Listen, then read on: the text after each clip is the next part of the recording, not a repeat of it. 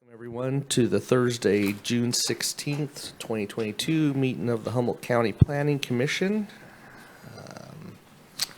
And as usual, you can join us either by going on the county website and joining us on the computer or by phone.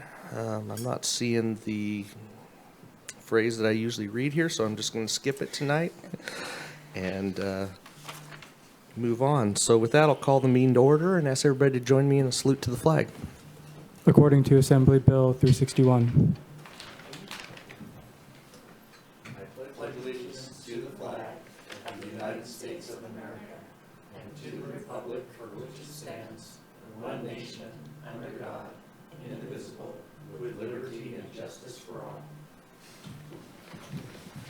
All right. Thank you. Tripp, a roll call, please.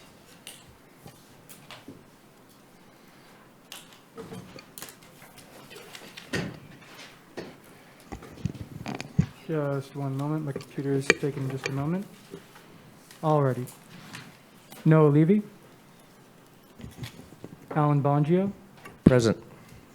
Brian Mitchell. Mike Newman. Here. Melanie McCaver. Here. Peggy O'Neill. Here. Thomas Mulder. Thomas informed me that he will be here, but it'll be late. He said about 30 to 40 minutes late, so we should have him joining us in a little while. Thank you, Tripp. So we have a quorum, so we can continue. The next item is discussion of remote meetings. Director, do you have anything on that, or do you just want me to? So basically, this is just adopting the resolution that you adopt every month to indicate that you're going to continue to hold meetings in a hybrid fashion that are both in person and allow remote participation. Okay. I get a motion to. I'll move. Approval. I'll second. All right, thank you. Any discussion on it? All right, seeing none. Tripp, a roll call vote, please. Alan Bongio. Yes. Mike Newman. Yes. Melanie McCaver. Yes. And Peggy O'Neill. Yes. Motion carries. Thank you, Tripp. All right, any agenda modifications, Director? Yes, Chair, we have two. The first is we'd like to remove item H5 from the consent calendar. And you did get a couple of letters today that were sent directly to you. And so in order to reflect that, we're going to just remove that from consent. And then under public hearings, item number, is that 8 or G, J? I'm sorry. Nope, it's going to be the one after that, which would be. The Ford parcel map? Yes, the Ford parcel map. That is being continued. We're recommending a continuance of that to, is that July 7th. Okay. So that will require a motion and a vote to continue it. All right. I'll move to motion that we continue item I1 to the meeting of July 7th. All right. I'll second it. Thank you. We have motion second. Any discussion? Tripp, roll call vote on that. Alan Bongio. Yes. Peggy O'Neill. Yes. Mike Newman. Yes. Melanie McCaver. Yes. All right. Motion carries unanimous. Thank you, Tripp. All right. So that moves us into our public comment. So this is the time when anybody who wishes to speak on any item that is not on tonight's agenda may speak. So if anybody in the audience out here would like to speak, okay, I'll see if there's anybody. We have one hand up. I just have to get, come on. Why is it not? Oh, there we go. Public 7108, go ahead.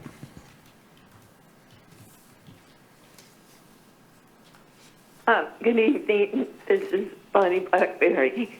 I had a question because it's come up at the Planning Commission and recently with an appeal at the Board of Supervisors about unannounced inspections where people have had multiple violations in the past, and there's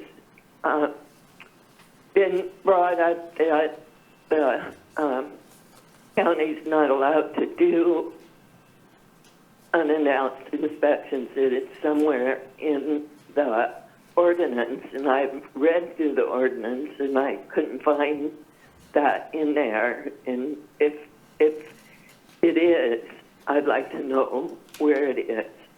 And the other thing partly associated with that is annual inspections. What I've heard just from people is they're not happening annually. And I know it's the intention to do it, but it's not happening. We're not even having those inspections. So that just makes me concerned because all these mitigations are supposed to be assuring everybody that these impacts aren't going to be significant. So those are my questions. Where in the ordinance does it say you can't do unannounced inspections? Which would be during daylight hours. People wouldn't show up with guns. They're not going to look in people's homes. They're there to inspect the business permit. So if I could get an answer to that, I'd really appreciate it. Thank you. Thank you. Director, would you like to take that one? Yeah, the ordinance requires 24 hours notice. I'll see if I can find the section here real quick while we're talking. I could go ahead and just, I've got it up on my screen. Sure. Or sorry, well, I could share it either way, but it's section 314-55.4.11. I'm sorry, there's a lot of numbers. 314-55.4.11, and then it's going to be subsection I, which is consent to an annual on-site inspection, compliance inspection with at least 24 hours prior notice to be conducted by appropriate county officials during regular business hours. And that's in the CMMLUO in my understanding, and I don't have it up right here, but that's a very similar language in the second ordinance, in Ordinance 2.0. And then the other question was in terms of not doing annual inspections. That's also not true. As I've mentioned several times, we have done more inspections already this year than we did all of last year. As of today, we're at 330 inspections so far this year. So we are moving through the sites really rapidly and doing, I think, very well. All right. Thank you, Director. Oh, go ahead. So I'm just hinging on that a little bit about the unannounced inspections, because I don't think that was entirely answered there. You said, Cliff, that it was with 24 hours notice is in there. But I think the gist of the question was, are we able to, or is it illegal to have unannounced inspections? Well, I'll take that on. The ordinance says that we are to inspect with 24 hours notice. It doesn't say anything about announcements or not. Is that what you're saying? No, it does say with 24 hours notice. Okay. So we are basically required to give notice. So in certain situations where there is, and there's a lot of policy implication here, and I want to make that really clear, and maybe this is a bigger discussion than we should have today, but you know, it really has to do with what you're presuming you're going to find, If you're going out there to affirm compliance, that's great, that's easy. If you're going out to try to trap somebody, that's an entirely different way of going about things. And one of the things that frankly we're trying to do is let people know with a couple weeks of notice that we're going to be coming, let them know what we're going to be looking at, and so that they can be ready to demonstrate compliance. And I know some people disagree with that. They think we should be surprising people, but that really sends a different message about what we think about an industry.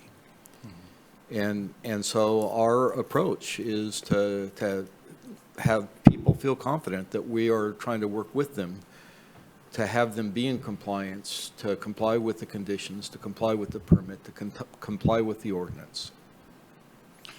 I completely agree with that, but part of the question was we have had a couple of permits that we had asked about putting a inspection on it just to make sure that they're in compliance. Yeah, there are some permits that, in fact, I think the board approved one recently, and I think the planning commission did too, that required additional inspections. Right. Yeah, so additional inspections is different than just showing up unannounced.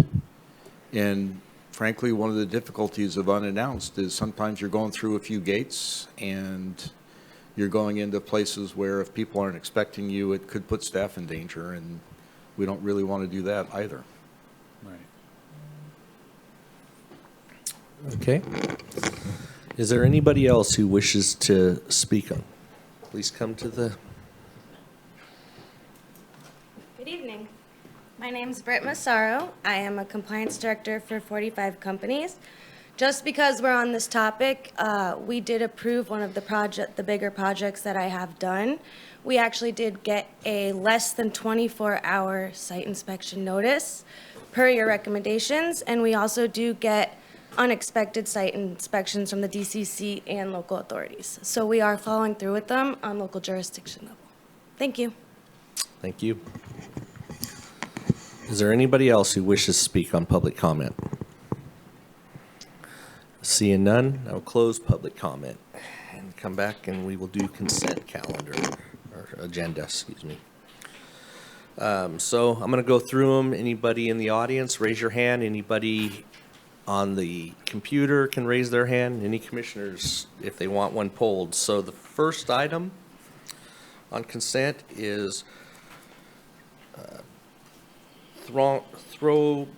Morton minor subdivision in the McKinleyville area. Is there anybody who wishes to have this item pulled? Seeing none, I will leave it on consent. Item number 2, Forest Farm Incorporated, conditional use permit in the Densmore area. Is there anybody who wishes to have this item pulled? Seeing none, we'll leave it on consent. All right. Item number 3, Silk Ranch Incorporated modification in the Garberville area.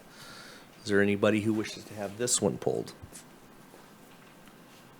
Seeing none, we'll leave it on consent. Item number 4, Fruitland Ridge Farms LLC special permit in the Dyerville Loop Road area of Myers Flat. Anybody who wishes to have this item pulled? Seeing none, we will leave that on consent. Item number 5 has been pulled from consent. We don't have to take any special action on that, right? It'll just go with consent. Okay. So that is all the items on consent. So something we haven't had happen in a while. I'll move to approve the consent calendar. I'll second. Oh, welcome, Brian. Thank you. We can do that if you'd like. Okay. Let's, do you want to do that before we move? Okay. So Tripp would like to do a new roll call since Brian joined us late. So we'll go ahead and do that and then we'll act on this. Yeah.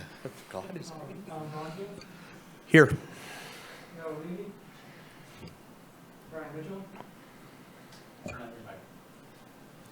Thank you. I'm here. Brian Mitchell. Smooth. Mike Newman, Here. Melanie McCaver, Here. and Peggy O'Neill. Here. Tom Smolder. All right. So now we have 5 members present. All right. Thank you, Tripp. So now back to the consent agenda. We had a motion, and I think, did we have a second? Brian was the second. Brian, that's right. That's mostly why I wanted to do the roll call. Thank you. Any discussion on that motion? Okay. Another roll call vote, please. Tom Smolder. Peggy O'Neill. Here. Melanie Yes. McCaver. Yes. Brian Mitchell. Yes. Alan Bongio. Yes. And Mike Newman. Yes. Thank you, Tripp. So the motion carries unanimous. All right. So that brings us to continued public hearings, and the first item is PG&E after the fact coastal development permit in the Trinidad area. And I think Which there is was, continue. oh, again? Yeah. Oh, you're right. Shoot, I didn't even catch that. All right, well, that makes that one easy. So that brings us number 2 is Bowden Woods special permit in the Garberville area. We'll take a staff report, please.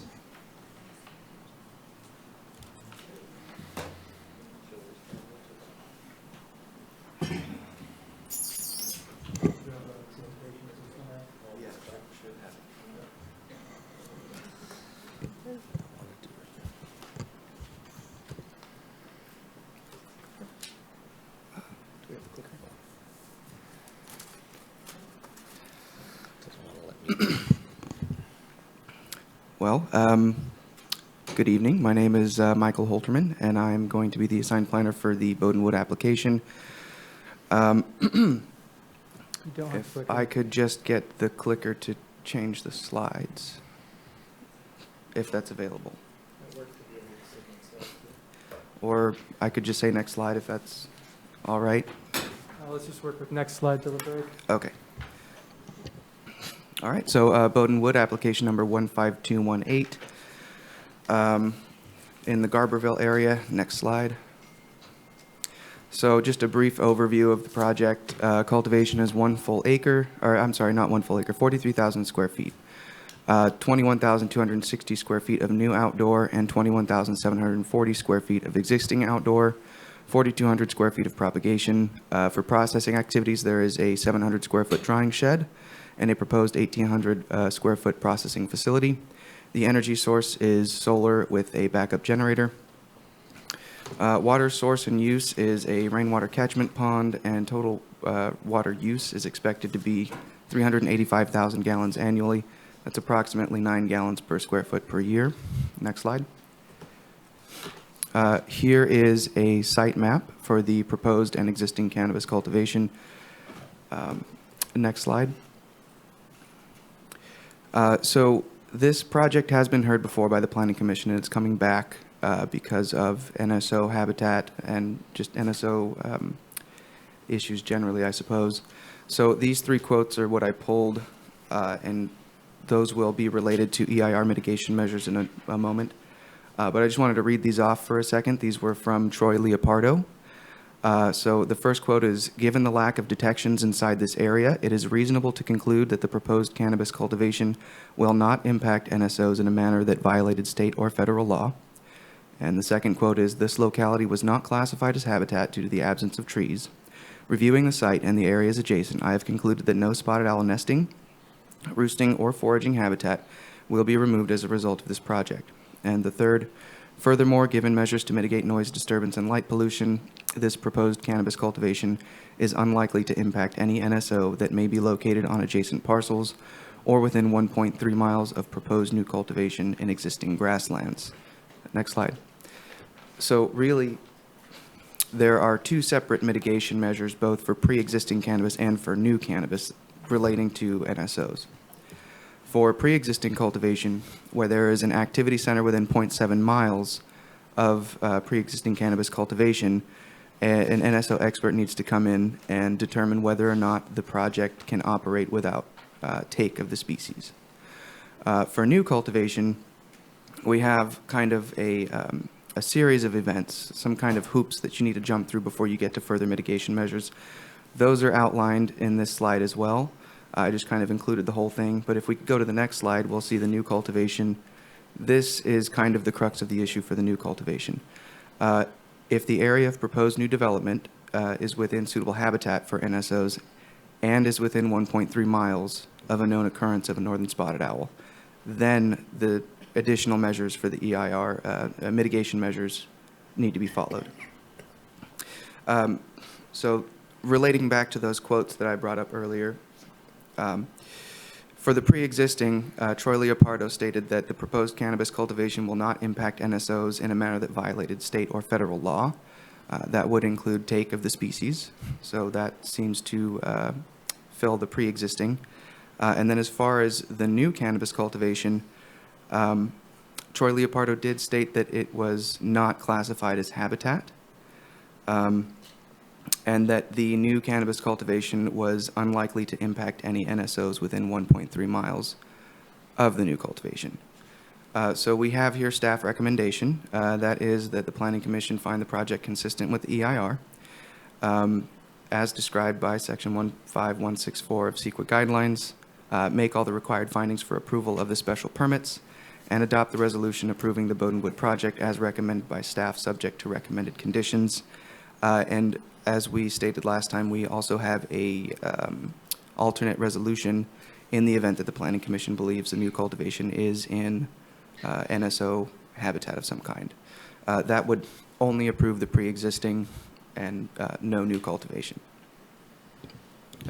Thank you, Michael. And so one of the things that I wanted to just add on to that presentation is that at the last meeting, the Planning Commission did ask to have this continued to give the California Department of Fish and Wildlife time to review the northern spotted owl assessment that Troy Leopardo had prepared.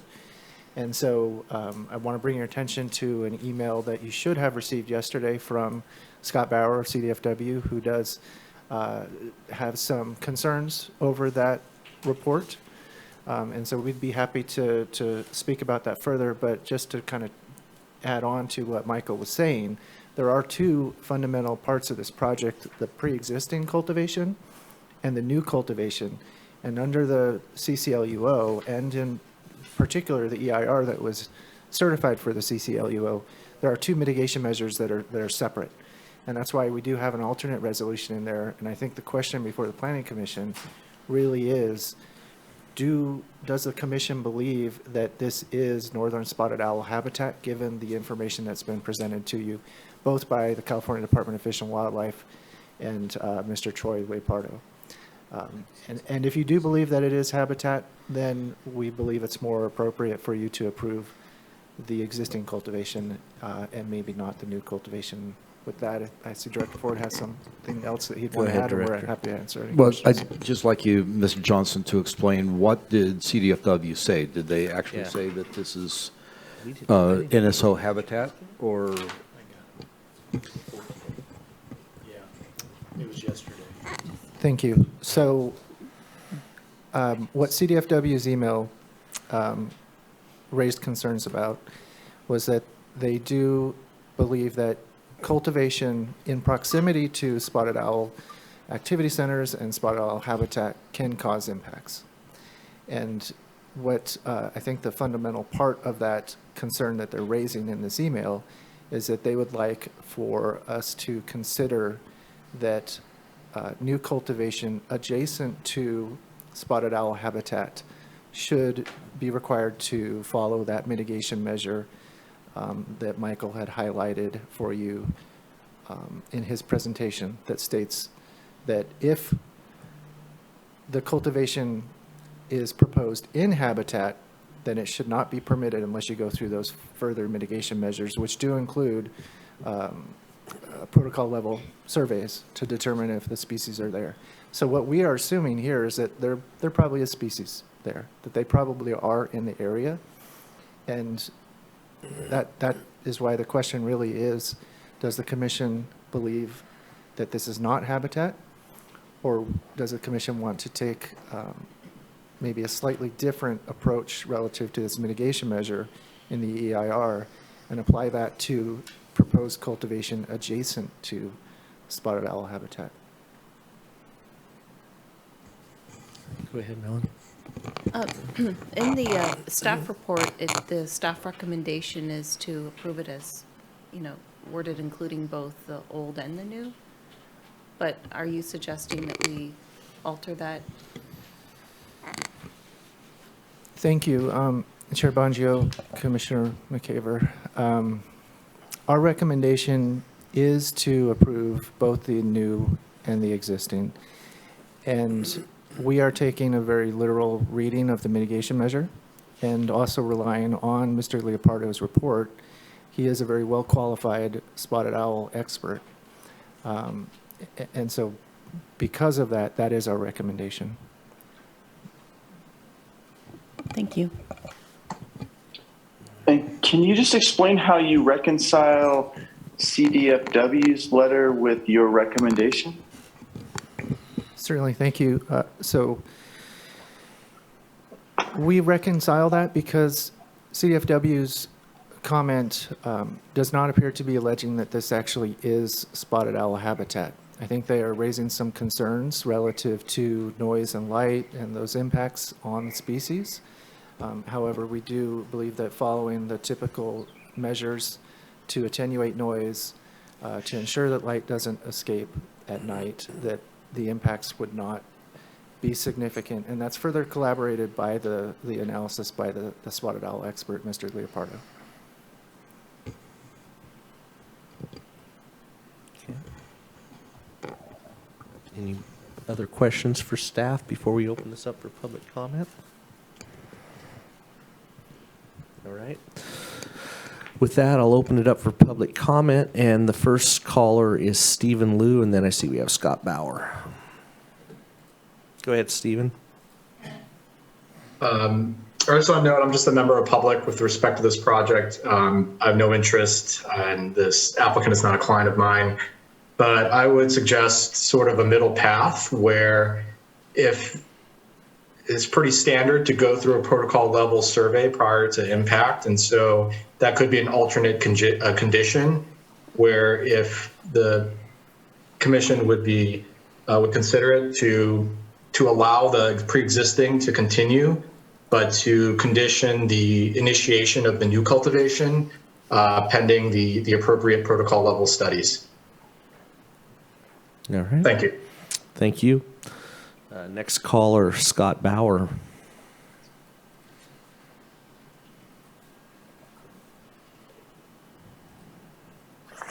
Star six. There you go, Scott. Can you hear me? Yes. No, thank you for letting me speak today. And I appreciate you all discussing this project again. So much of this was kind of just our communication didn't work out. And so this is a second look at the project. But reality is, yeah, we don't think that the project itself is within habitat. And that we'll be clear with that. And I appreciate what Mr. Liu said in his comments, because that's all, we're looking for is, the EIR, and these are mitigation measures that we worked with, at the county level when the EIR was being drafted. We just believe that you should follow what is in the EIR. Those were, well thought out mitigation performance measures, that if you're going to do new cultivation, you should have to follow those. And this project is very well adjacent to habitat. And so it follows that you should follow the mitigations, which is simply to do surveys. To say that there's been no detections, as Mr. Leopardo says, doesn't mean that it's not habitat. Doesn't mean that it won't be occupied at some point or that it's occupied. So just consider that the EIR was a long process that we all worked on together to come to, reasonable measures to conserve habitat, conserve our fish and wildlife, and to get these projects permitted. So we are in no means wanting this project denied. We just want you to consider that the mitigation measures are applied. Thank you. Thank you. Next caller is 7108.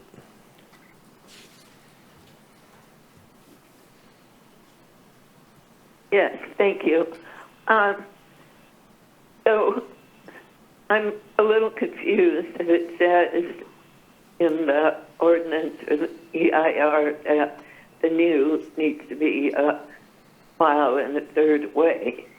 And you have existing, and then you're going to have new. And I also thought that once you add new, then the whole thing goes into the provisions for new, that you couldn't have part of it existing and part of it new.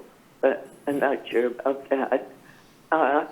So I'm also, didn't get brought up, but I thought there was an issue with the roads and whether that was all worked out. And I can't remember if this was the project that, thought that being on a road association would fix the problem, or the problem wasn't going to get fixed because there was all these other people that already got permits, and that was the big question: is how many other permits, and what size, what kind of traffic in this area using the same roads. Okay, so I really feel like this should just remain with the existing. You talk about it being outdoor. Well, is it really outdoor? I have a barn. Or is it light depth? And they're very different. And the state considers light depth as mixed light, even though the county has it as outdoor. So when you put outdoor cultivation, it means, was it really outdoor, or are we talking about mixed light? These people with their two harvests, I meant light depth, and what is it, how much power they'll need to deal with all that, and how much traffic. Okay, thanks for listening, and I look forward to hearing your thoughts. Thank you, Bonnie. Next caller is 2078.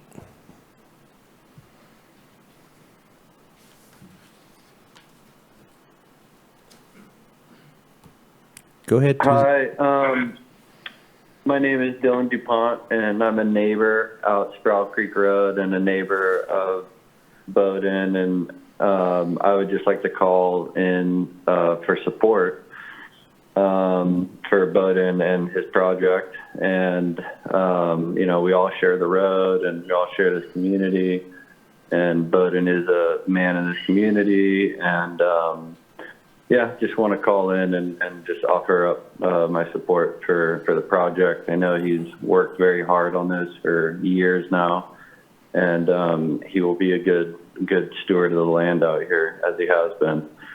So, that's it. Thank you for letting me speak. Thank you. Is there anybody else who wishes to speak on this item? Oh, here's the, go ahead, Bowden. Hello? Yes, go ahead. My name is Bowden Wood. I'm the applicant and the owner of this project. I just wanted to talk a little bit about the size of the farm and the impact it's going to have. We're organic farmers out here. Only small times, but during propagation, we'll have supplemental lighting to clear up the other question. And the road impact is going to be very small, a maximum of 6 people when at the highest points. Me and 2 people throughout. Another thing, we're just really happy to to go along with the mitigation and any other recommendations that they have. And we donate to the road, the fire department. I have a pond that the fire department can use, the Sproul Creek Volunteer Fire Department. We have a solar system for noise and generators, and we're just ready to move this project forward, and happy to comply with you guys. Thank you. All right, next caller is Vanessa Villari.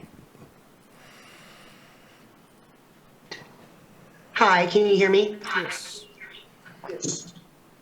I just wanted to touch on a couple of the issues that were brought up.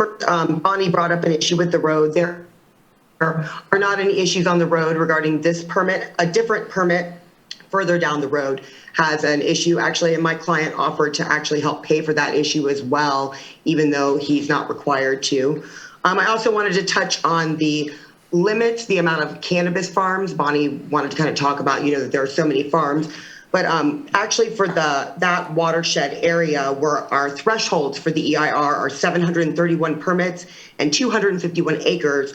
And if you approve this permit tonight, we will only be at 285 permits and 80.96 acres. So I feel like we're still considerably below what the thresholds are in the EIR. And then I also just wanted to touch briefly on the ideas for the protocol level surveys on the new cultivation. As it was stated that it wasn't habitat, and so putting this mitigation on my client would be like an extension of what is actually required of most other applicants.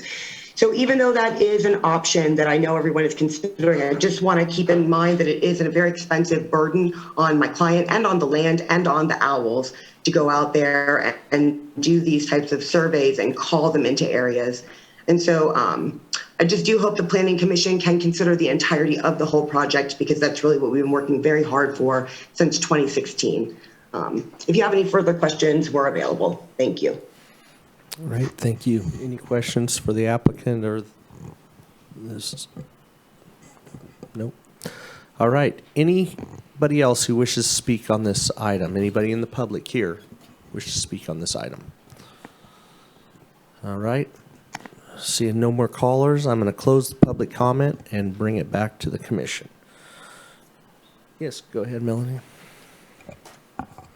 I have a couple of questions for staff. The first is, do you know where the closest recorded habitat or sightings or detections are in relation to this property?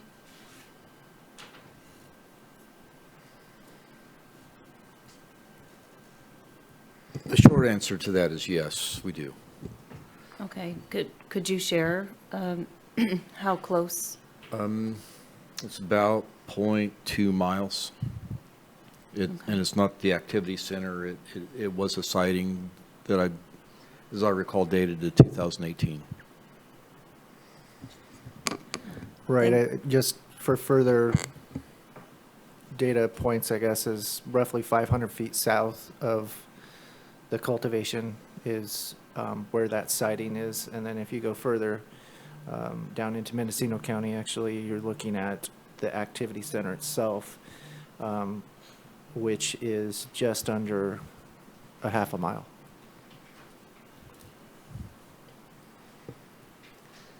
Okay, thank you. And that brings me to the second question, which was, I know that last time we had, is it Mr. Leopold here, he talked about some of the work that was done, which was extensive, and I just can't remember offhand. I don't have it in front of me, so I was hoping you would be able to share when those were done and if any of those surveys or work that he did would meet the qualifications for the northern spotted owl mitigation measures that we have discussed adding. So my recollection is that he spoke a lot about the surveys that have been done to the south for potential logging and for timber harvest plans. And that the most recent ones, I believe, did not find evidence of spotted owls. And then you did have testimony from the neighbor who seems to believe that there was some spotted owl that he saw on his property, which is again to the south. So, but to get, I think, to the point of your question. Yeah, the year that. I think that was maybe 2015 or maybe slightly before then, but to get to what I believe the heart of your question is that none of those surveys would meet the mitigation measures in the EIR for this cultivation site because they did not occur on this property. They did not, so we don't have that data to show if they are actually in the vicinity, in the immediate vicinity of the project site right now. And so that's why I think it's important to understand that, for the purposes of this analysis, we're basically assuming that they may very well be there. And just like you heard CDFW say, even if they're not there now, they could be there next year, right? They could be there. And so we're essentially assuming that they're there, and then our analysis and the analysis that, I should say it's relying very heavily on Mr. Leopardo's analysis, which indicates that operation of the site should not constitute harassment of the species. Okay, thank you. Thank you. Any other questions? Brian, do you have any questions? No questions. I have an opinion, but I'll save it till the appropriate time. Okay. Well, I think that's now. I mean, does anybody want to make a motion on this one? If not. Well, I would say that in general, I support the project and definitely don't like the option of only allowing the pre-existing. However, I feel it's appropriate to add in the surveys before the new cultivation were to be implemented, and I'd be happy to make a motion as such. All right. Go ahead, Mike. Just a question on that, on the surveys or the level. Are there different varying levels of surveys for the northern spotted owl? No, there's a pretty standard protocol. It's usually a 2-year process. Okay, thank you. All right. Any other questions, or we'll let Brian make that motion if he'd like to.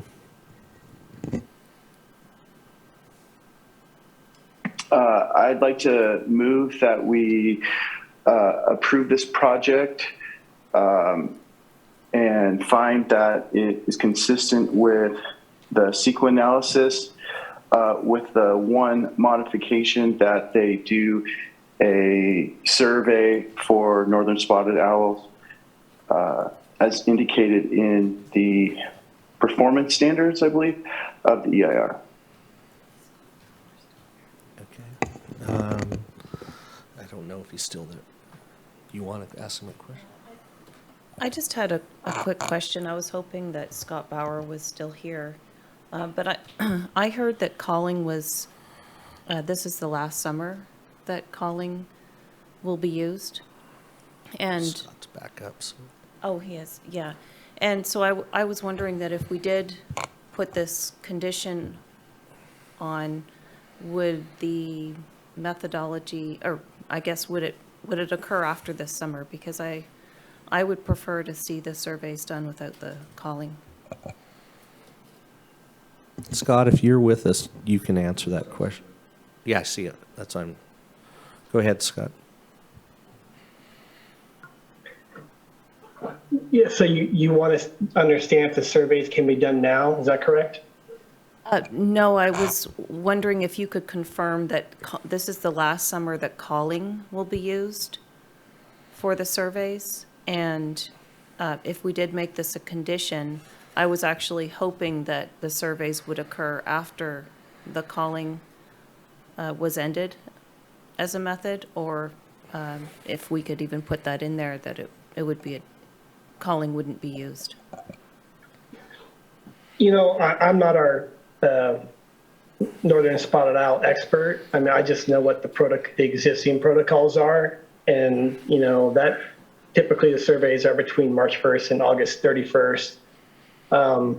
If you didn't want to have calling and that's, something that can be done, it can be done next year in order to expedite the process, of getting the surveys going. I think they should start this year, but it's up to you all how you want to do that. It's a matter of wanting to give the applicant some time to get this going and get the process going. And I don't know if you're concerned about, the harassment of owls. I mean, it's been standard for, decades to do calling, and, timber companies do it, and maybe it's being phased out, but it's kind of up to you all, how you want them to proceed.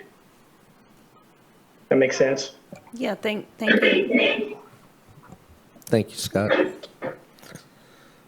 In that case, I mean, given the date and given that it's being phased out, I don't have anything that I'd like to add to the motion at this time. All right. Trip? Are you seconding? Oh, I can second it, sure. okay. All right, so we have a motion and a second. Any further discussion? Go ahead, Director. Would it be appropriate to request that, as part of the action, that there be findings added to the resolution to support the additional condition? That's fine with me. Yes. What would the rationale be?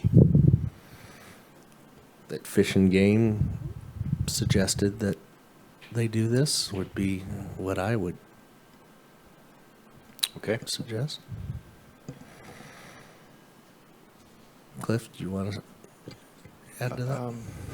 Well, thanks, Chair Bungie. I was actually thinking about something slightly different, which is that from a enforcement standpoint, I'm sort of wondering if we want to address what happens if the surveys show that there is spotted owl within a certain distance or something like that.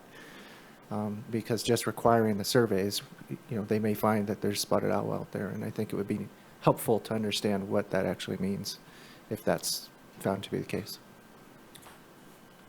Well, I guess where my mind would go on that is what would they do with any other, if it was a timber operation and they determined that there was spotted owls within the vicinity, what would they make them do? Well, they'd probably end up with some sort of avoidance of where the spotted owl activity centers and identifications are.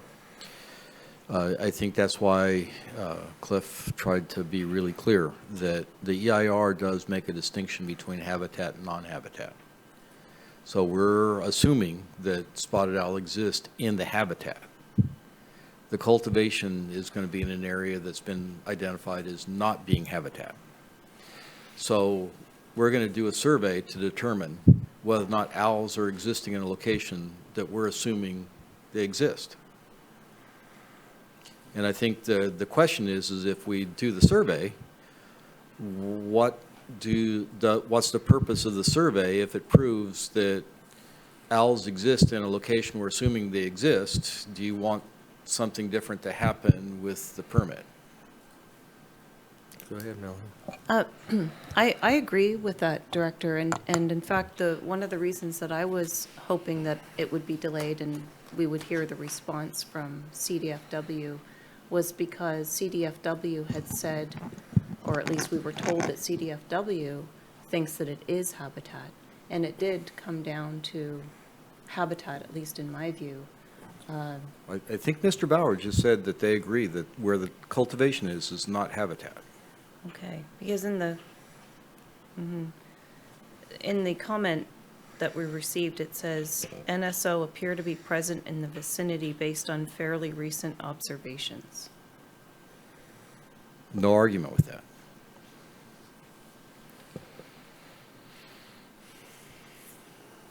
And so your argument would be in the vicinity in terms of CDFW languages? We're not arguing, Oh, we're right. asking. Okay. So we do the survey. Mm-hmm. So it shows that is NSO there. Mm-hmm. Do you want to have some modification to the permit? I mean, is there a purpose to the survey? Oftentimes when you do a survey and it shows some results, then there's a reaction to that. Right. And so it's one thing to go out and do the survey, but if there's no response to that action, then it's kind of a paper chase. Right, well, I would far prefer to have it be specific to habitat. So the survey would determine whether there is NSO habitat or not, because that's the part that seems unclear to me. I'm still not clear on whether Okay, so there is or if isn't. I could clarify that, we believe there is NSO habitat in the vicinity, right around the project site. Okay. Where the cultivation is, because it's out in a grass meadow, it's not habitat. But within eyesight of where the cultivation is, it's clearly habitat. And how far would you, what would be the buffer you would typically use from NSO habitat to the I think that's the cultivation site? difficult part here for the new cultivation. That's why we tried to give the commission the ability to balance. If you believe that a meadow completely surrounded by NSO habitat should be treated as NSO habitat, then new cultivation at this location would not be appropriate. And in this case, it's about 600 meters, No- did you say? Can we bring up an aerial? Do we have that?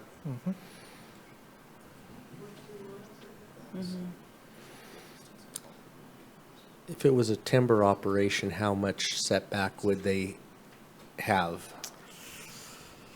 I would be guessing. I believe that's usually a quarter mile is what I think I've seen referenced. That So- sounds correct to me too, but I'm not versed in So, this. I'm going to attempt, let's see, to share my screen here, which I think will come up here. There we go. So on the screen here, this is the property that we're talking about. And basically cultivation is proposed in these two areas. Now, most of the spotted owl activity is down south in Mendocino County. However, we do believe, and I think this is, and I think we're all in violent agreement, CDFW, Mr. Leopardo, and the county, that even this area up here, right adjacent to it, is habitat. And so as far as the distance to habitat, it is probably within 100 feet. Now, the nearest spotted owl sighting was 500 feet to the south.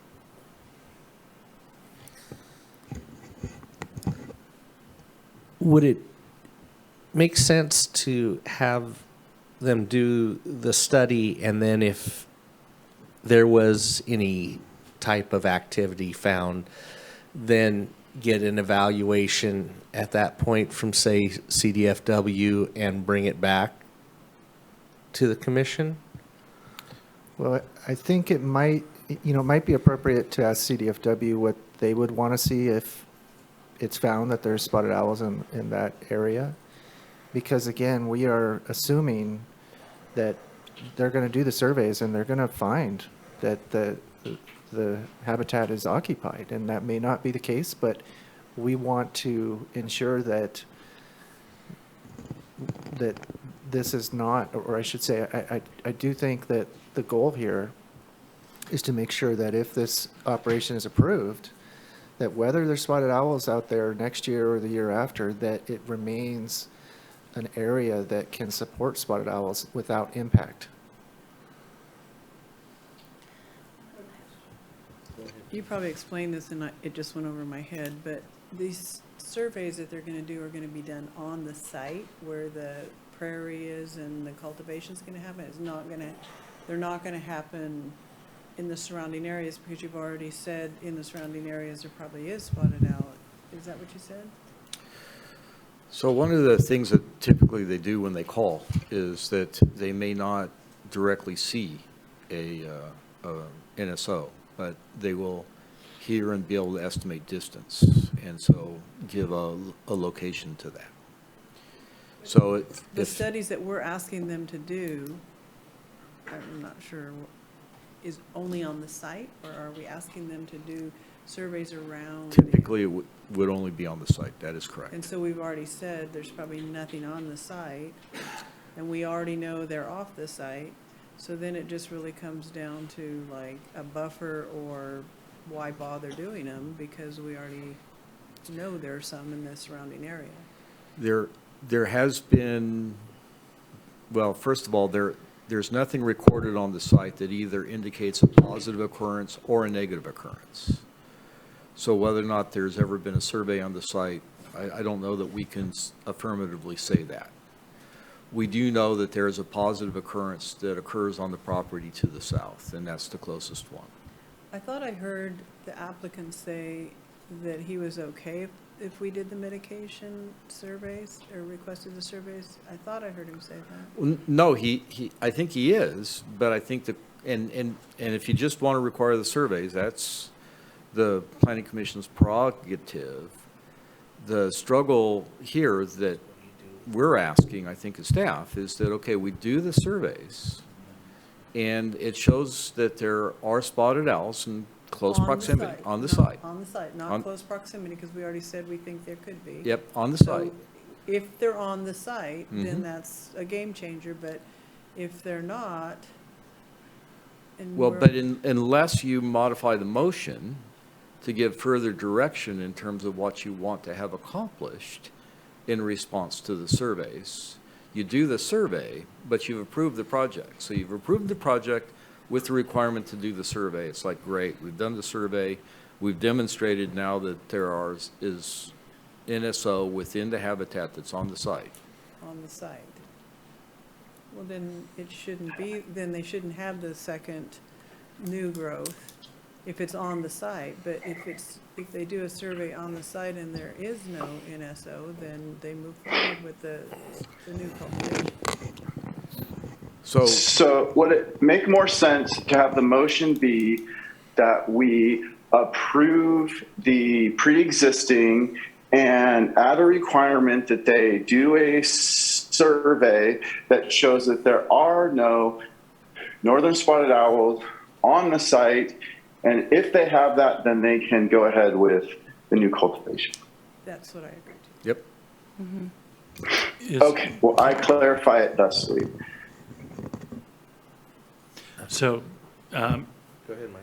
if I can just double check here on the staff report, page 7, under the heading NSO mitigation measures in the EIR, with the bullet points there. It's the 1, 2, 3, fourth one down, where it states if northern spotted owls NSOs are determined to be present within 1.3, then it's presumed habitat removal could cause harm, and activities and cultivation activities will not be permitted consistent with the general requirement and prohibition 4 of attachment A of the State Water Board policy.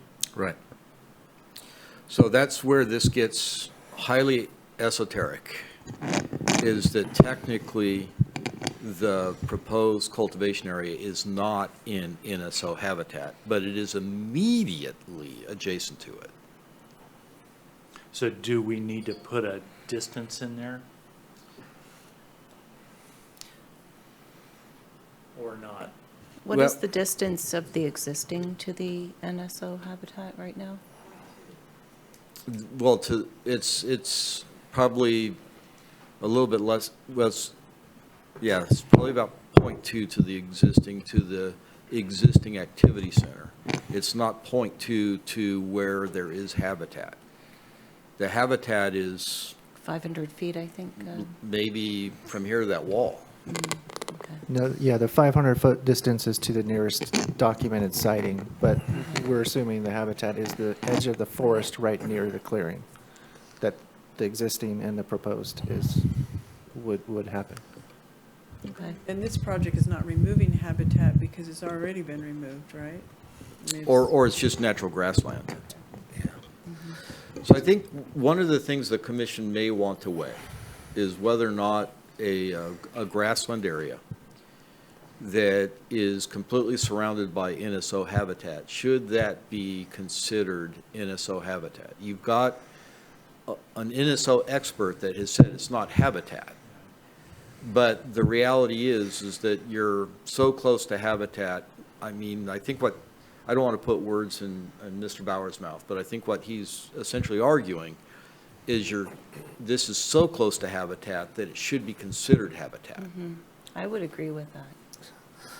I just have to go back to where I usually fall back to. If this was any other kind of a project, we wouldn't be saying go log it and then tell us if you saw any spotted owls after you logged it. Or if it was a subdivision, we wouldn't say go build the houses and, oh, by the way, if you see some spotted owls, let us know, and then we'll determine that it's a habitat area. The study needs to be, in those cases, they'd make either one of those, do the study before they would approve the project. And I believe that's what we are required to do here.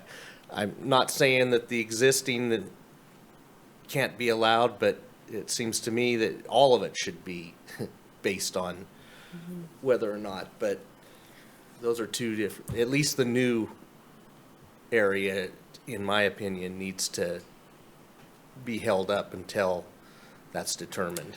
I think the director was looking more for the justification and hoping that we would provide that.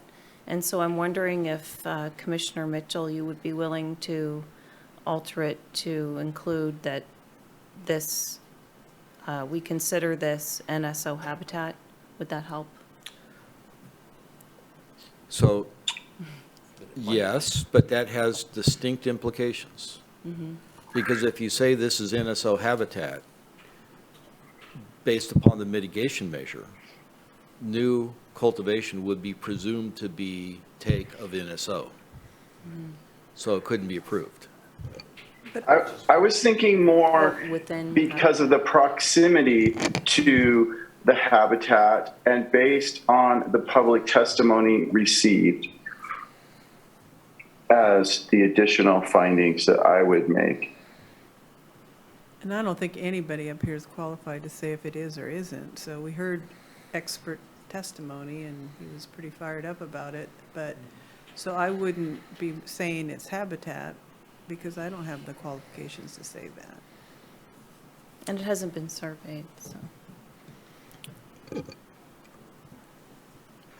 So if the motion, as I understood it from Commissioner Mitchell, is to approve the pre-existing cultivation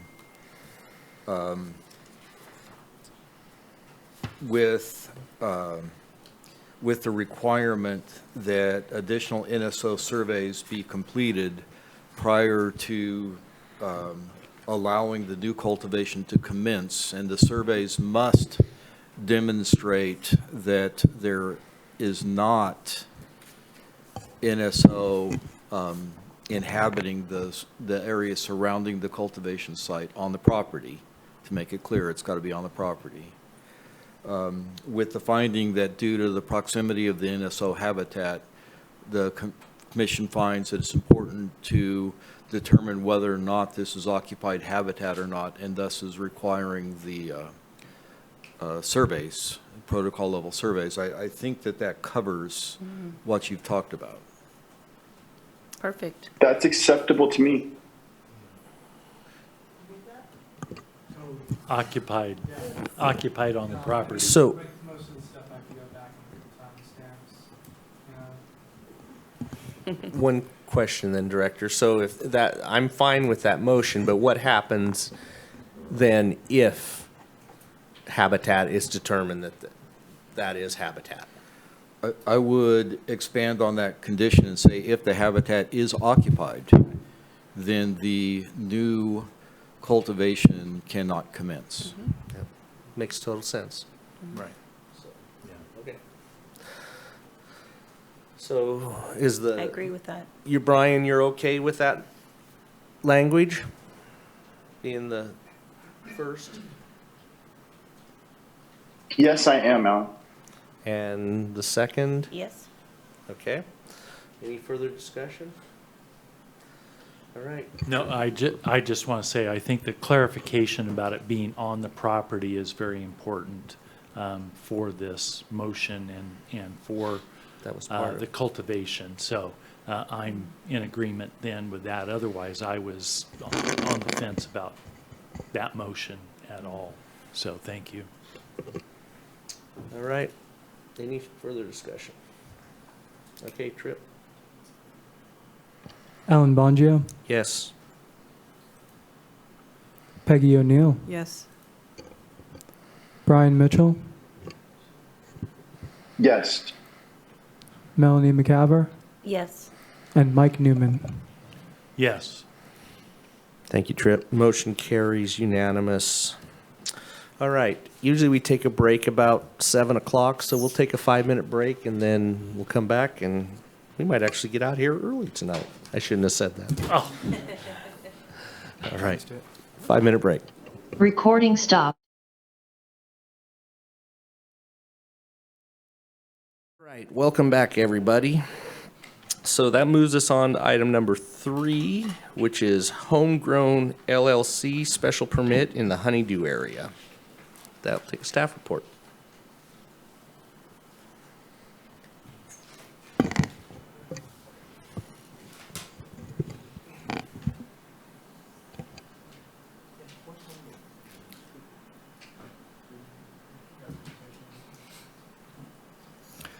All right. Good evening. Again, my name is Michael Holterman, and I am the assigned planner for this project, application 17510, Homegrown. In the Honeydew area, here we have the subject parcel. Next slide. Brief project overview. It is a full acre of cultivation, all new, 17,850 square feet of mixed light and 25,710 square feet outdoor. The applicant is proposing a 4,375 square foot nursery. Cultivation, per the staff report, would be limited to 25,333 square feet until the completion of conditions A12 and potentially A13. So just to kind of go over those very quickly, condition A12 would require that the applicant either submit a report by a qualified geologist or hydrogeologist evaluating the groundwater well.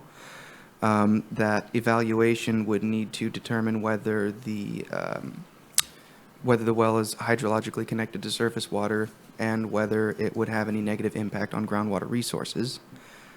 The second option being, instead of a well, to obtain additional hard water storage and rainwater catchment infrastructure to accommodate for the full build-out of the project. Condition A13 is specific to the well if the applicant can supply a geologist report that makes those determinations. Condition A13 would then require to have that well additionally permitted prior to use. For processing activities, the applicant is proposing a 2,500 square foot drying structure, 400 square foot processing building, and approximately 8 employees at peak operations. Water source and use, 300,000 gallon rainwater catchment pond is proposed, and 80,000 gallons of rainwater catchment tanks. Water use is projected at about 653,000 gallons. That's 15 gallons per square foot per year. Again, referring back to condition A12, there are conditions in the staff report for this project to obtain either additional water storage or verification that their well will not negatively impact groundwater resources and that it is not connected to surface water. The energy source for the project is a proposed solar array, and the applicant proposes to transition eventually to PG&E power when available. So here we have just the site plan for the project. There are the greenhouses there, which are the nurseries and the mixed light. The kind of gray area next to the water tanks is all the outdoor that they're proposing. And then in the bottom right corner, you have the processing and drying buildings, along with associated parking and things of that nature. Next slide. So there were 2 conditions of approval that I did not add into my staff report that I had mentioned, or rather referenced in the body of the staff report, that I would also like to add into the staff report as a motion, or with the motion. Those being that the applicant adhere to the biologist recommendations in the biological assessment, and that the second condition would be that the applicant control the identified invasive species on the property, avoid tree removal along the grassland edge, and avoid disturbance of the understory from cannabis development or associated activities. And that's it. Next slide. So staff recommendation is that the commission find the project consistent with the EIR for the CCLUO as described by section 15164 of the state CEQA guidelines, make all the required findings for approval of the special permit, and adopt the resolution approving the homegrown LLC project as recommended by staff, subject to the recommended conditions and the 2 that were included in this presentation. That's all, and I'm available for questions. All right. Any questions for staff? Go ahead, Mike. No, Alan, I just have to announce it. I need to recuse myself on this project here. Okay. I just realized that as we were going through it, and I didn't want to disturb everybody through the presentation because I wasn't saying anything. So I'm going to go outside here. Thank you. So that'll still leave us 4 to vote on it, so we're still okay. All right. Anybody else have any questions? Okay. Seeing none, then I will open this up for public comment. Is there anybody in the audience that wishes to speak on this one? Okay. I see we have a couple hands up on the computer. So the first caller is Bowden Wood. Star 6, unmute.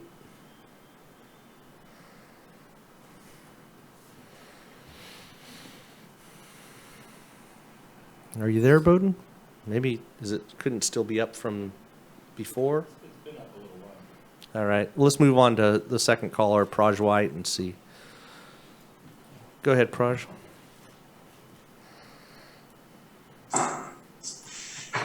Good evening, commissioners. Can you hear me? Yes. Yes, I'm not sure what the reasons this project was pulled. I would like to be able to rebuttal if there are any comments. I'll raise my hand if anything in particular is brought up. One note that me and the team noticed in the staff report and presentation is that there was a revised site plan submitted at one time that increased the rain catchment pond from 300,000 gallons proposed to 500,000 gallons. And there were a few extra water tanks shown, increasing the hard storage to 100,000 gallons. So if it is reasonable to request, I believe that the planner received that information. It just didn't make it in the staff report. And so if I could request that that pond be recognized as 500,000 gallons and that there'll be 100,000 gallons of hard storage. I'm available for any questions if they come up. Thank you. All right. Thank you. Is that okay, Director, to just to make that change on the fly like this? Yes. Okay. Okay. Is there any other public that wishes to speak on this project? Okay, seeing none, I'm going to close the public comment, bring it back to the commission. So, any thoughts? Questions? Go ahead. I just had a question of why this one wasn't consensus. What was the issue that? It wasn't on the consent. Through the chair, I believe it was Commissioner Levy had pulled this off of consent at the last hearing. And so once it's pulled off consent, we do move it on to a public hearing if it isn't heard at that hearing. Well, he's not here tonight, so we're going to act on it. All right. Melanie, did you? I could make a motion. Mike. I could make a motion. Please do. I could second it. Okay. All right, I will motion to adopt the resolution to find that we, the Planning Commission, have considered the addendum to the adopted environmental impact report for the CCLUO as described by section 15164 of the state CEQA guidelines, and make all the required findings for approval of the special permit, and adopt a resolution with 2 additional conditions as mentioned by staff. The first one referring to the adherence to the biologist's recommendations on page 3 of the biological assessment by TRC in 2021, and the second one in reference to adhering to conditions of the biological survey in regard to invasive species, and approve Homegrown LLC special permit subject to those recommended conditions of approval. Thank you, Melanie. And I'll second that. Thank you, Peggy. Any further discussion on, oh, go ahead, Director. And I just want to clarify that does include a modification to the project description that would change the reference to 300,000 gallon rainwater catchment pond to 500,000 and to 100,000 gallons of hard tank storage. Okay. Okay. All right. Tripp, roll call vote, please.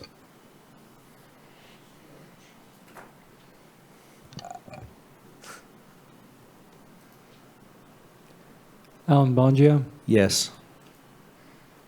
Peggy O'Neill, Yes. Melanie McCaver, Yes. Brian Mitchell, Yes. And that's it. Mike Newman No. is recused. He's abstaining. So thank you, Tripp. Motion carries 4-0 with 1 abstain. And somebody let Mike know to come back in. All right. Thank you. Thank you, Josh. Okay, so give just a second. Let Mike get back in here and Josh back down.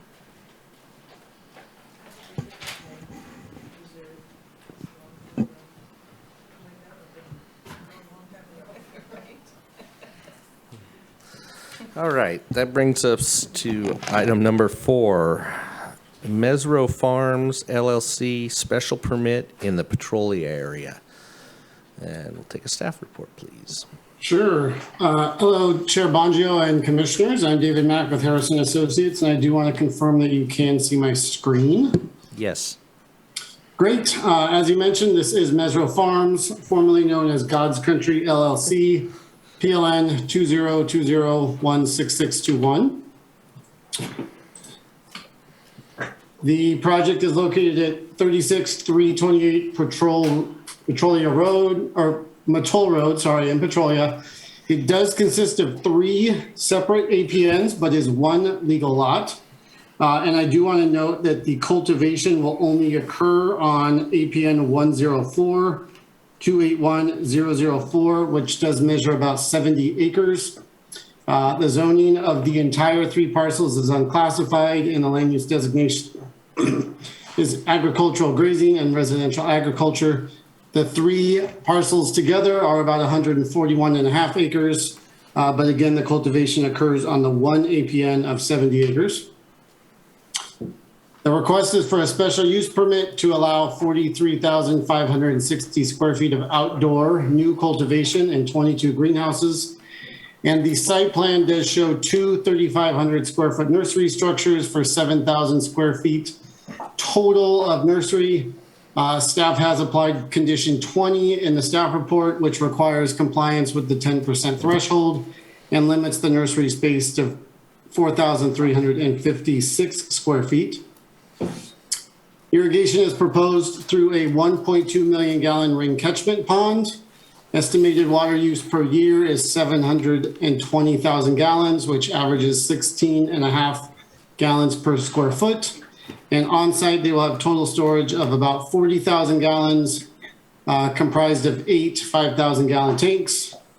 Power and electricity is proposed through PG&E or through Redwood Coast Energy Authority. And they do have an emergency generator in the event of a power outage. This is the site plan before you where I have zoomed in to show the location of the pond. In blue, the location of all 22 greenhouses condensed together to limit impacts, highlighted in green, and the 2 nursery areas in red. And again, they were requesting 7,000 square feet, but condition 20 will reduce that to be consistent with the threshold that the Planning Commission has upheld in prior applications. Staff did prepare an addendum pursuant to section 15-164 in March of 2022. The addendum did not identify any substantial impacts or effects and did not demonstrate new information, which would demonstrate that it was not consistent with the previously certified EIR. Before I make a recommendation, I do want to note for the Planning Commission, this was originally scheduled before the zoning administrator, and due to its size being an acre or more, the zoning administrator did forward it to the Planning Commission. And with that, staff recommends that the Planning Commission adopt a resolution to approve the special permit to allow cultivation of 43,560 square feet of new outdoor cannabis in 22 greenhouses and limit the nursery to 4,356 square feet as supported by the findings and evidence and subject to all the recommended conditions of approval. And I'll be happy to answer any questions should the commission have any. All right. Thank you, David. Any questions for David? Okay, seeing none, we'll move on and see if there's any public that wishes to speak on this one. Are you coming around to the podium? Okay. Good evening. Welcome. I'm going to speak up. My voice is low. Lee Dedini, Vice Chairman of the Mattole Council for the Mattole Camp and Retreat Center, owned by the Presbytery of the Redwoods. Our beautiful 9 acres along the river is below the proposed greenhouses. The Mattole Council has emailed letters and is strongly opposed to the approval of the special permit based on its negative environmental and economic impact to the camp. This would negatively impact our ability to continue to attract visitors to a beautiful and peaceful place, and therefore affecting our economic viability. While reliant upon guest reservations from out of the immediate area, Mattole Camp and Retreat Centers also cherish part of the local Mattole culture. We have hosted local weddings, celebrations, reunions, local organizations over the years. However, if our site becomes hemmed in by large-scale cannabis farms, an unexpected decrease in reservations would directly affect our ability to remain open and to continue to serve the needs for gatherings. Our economic bottom line is on the line. Our spring, which feeds our entire facilities at the top of the property and about 1,200 feet from the proposed greenhouses. Our spring is a critical part of the camp. We can reasonably expect that the productivity of our spring will negatively be affected by the use of their water. And we are concerned about impacts of our water quality.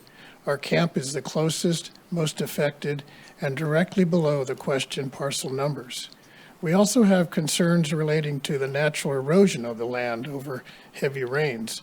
In 2019, we experienced a severe landslide, rock slide that buried our driveway. The same day, there was an erosion event that took out our spring box and supply of the main spring. This is about 450 feet down from the 2 parcels. More activity could be a negative effect on our camp.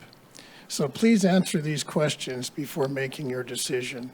Will you be keeping special permits without having better monitoring and enforcement in place?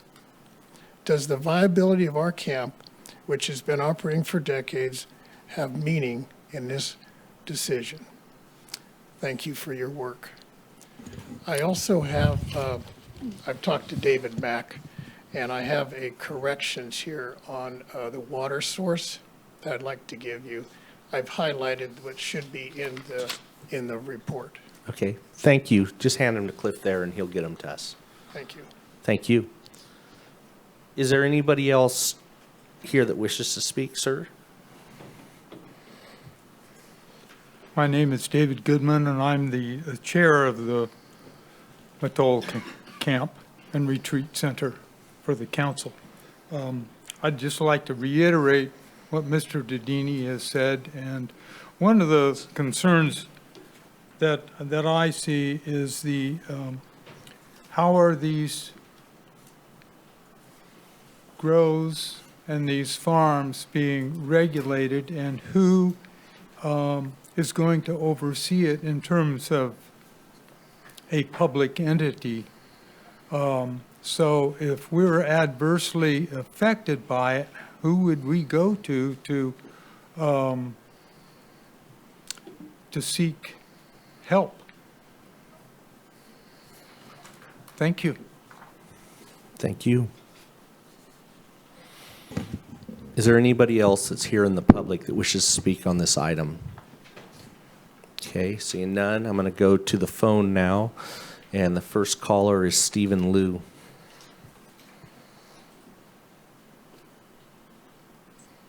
Hi, this is Stephen Liu. I am the agent for the applicant, and I'm available to answer any questions. I wanted to note that this particular site is accessed from a pretty isolated driveway.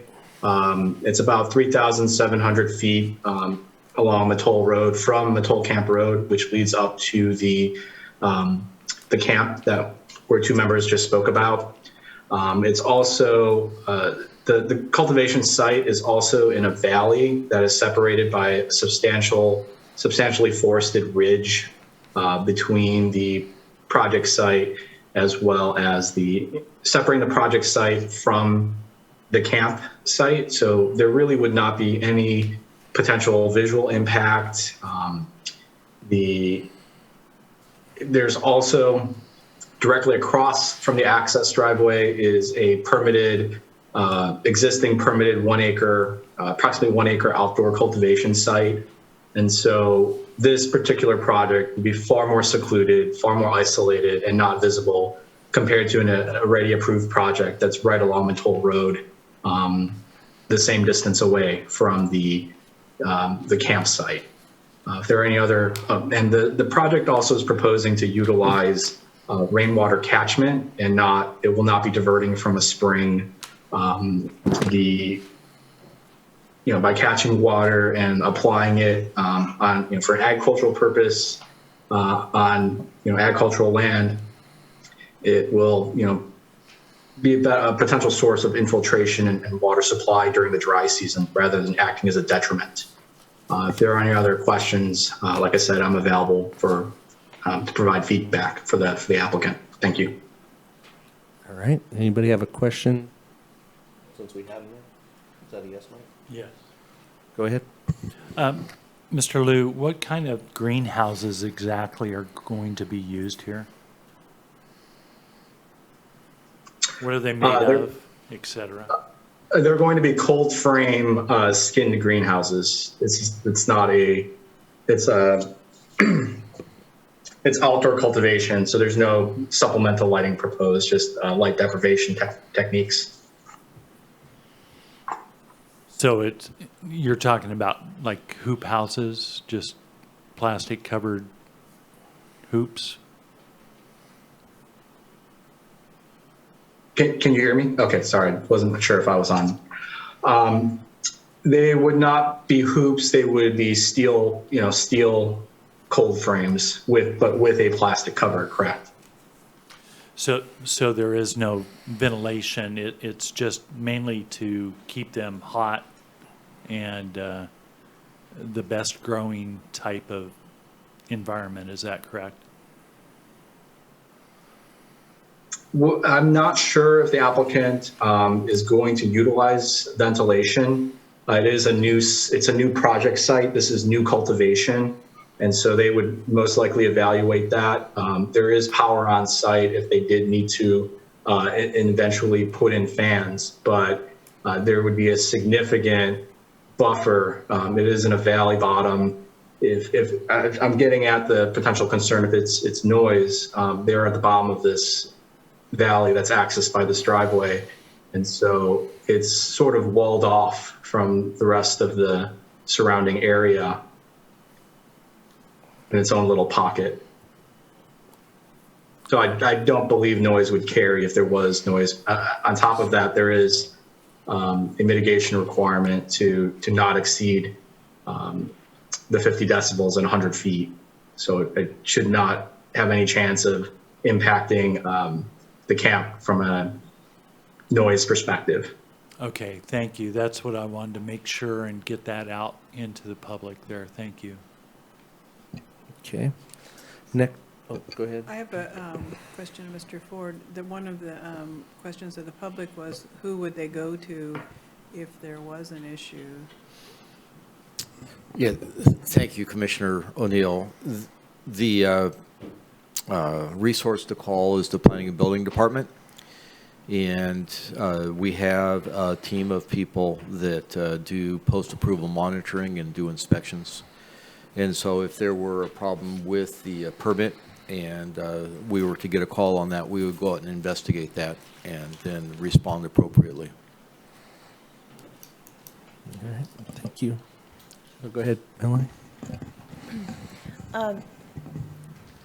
For purposes of the ordinance, places such as this one, the Camp and Retreat Center, was there consideration as to whether they would be considered in the same grouping as schools? Because I know that they do host a lot of school groups, youth classes, university groups there. Thank you. The intention of the ordinance was for public parks, so places that were operated by a public agency. That doesn't necessarily mean that, you know, the impact on this adjacent property should not be considered.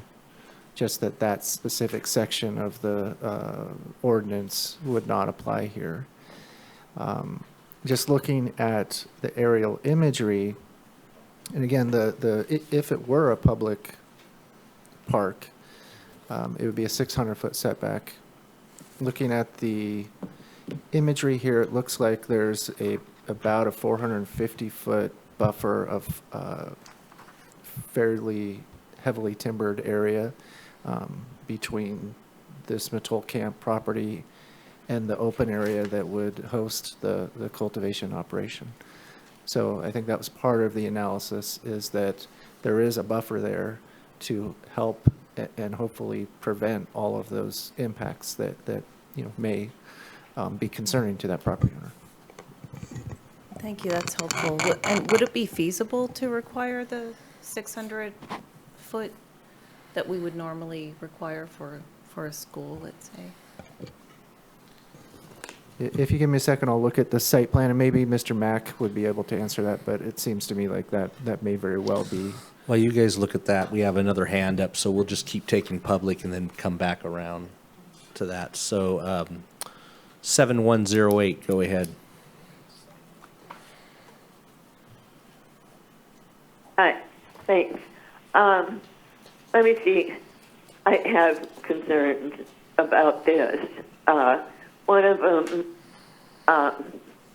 is 22 greenhouses. It says it's going to be outdoor, but really it's in these greenhouses, which is not outdoor according to the state.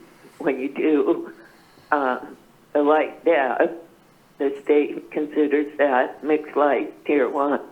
So it's one thing to plant an acre outdoor, and it's another thing to fill the whole place up with these plastic greenhouses. So I have concerns about that, and I want to support the concerns by the people that commented earlier about the impacts to their camp. And noise does carry for a long way. I don't think that 50 decibels at 100 feet really depends on a lot. So, noise issue. And I guess they're saying they're going to get all this from PG&E. And once you put those greenhouses up, I imagine they're going to end up putting fans in there. And fans do make noise. So guess that's all my concerns. An acre of new grow. This is really what we need. Thanks. Thank you, Monty. Okay, is there anybody else who wishes to speak on this item? Okay, seeing none, I'm going to close the public comment and bring it back to the commission. So is there any question? Oh, go ahead, Cliff. Oh, sure. Thank you, Chair Bongio. If I could maybe just share my screen, I think that'll, I'd like to share two things that I think will be really informative. So this coming up here is the proposed site plan. And so this is the approximately 400 feet of, heavily timbered area separating this site from the Matol Camp property. And they actually are proposing this further away from that. And so did just a rough calculation here. And I think I probably went a little too far, but it doesn't look like this is roughly 1,000 feet away, maybe slightly less than that from the shared property line with the Matol Camp. Thank you. And through the chair, this is David Mack. I was going to show the same aerial. It's, by my calculation, it's about 1,070 feet to the very eastern edge of their cultivation area. All right. Thank you for getting that information. Did you have your hand up? Go ahead. Just for clarification, I did walk into the Yeah. room late, but I've been listening for the last 30 minutes while I was on the road, so I heard all of the staff report and everything in the comments. Excellent. Except for going through security. All right. We are going to have, before we vote, we'll have another roll call so that you're on it. Okay. Any other thoughts? I have a concern with the size of the grow. I have concerns about the odor more than noise. I think the noise, it probably is far enough away, but odor can carry a lot further.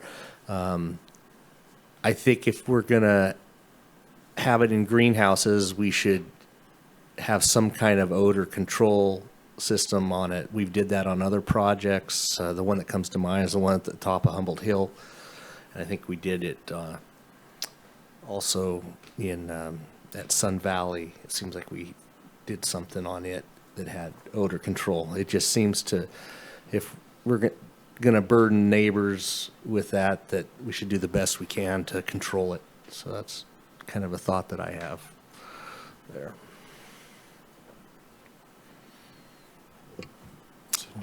Go ahead, Mike.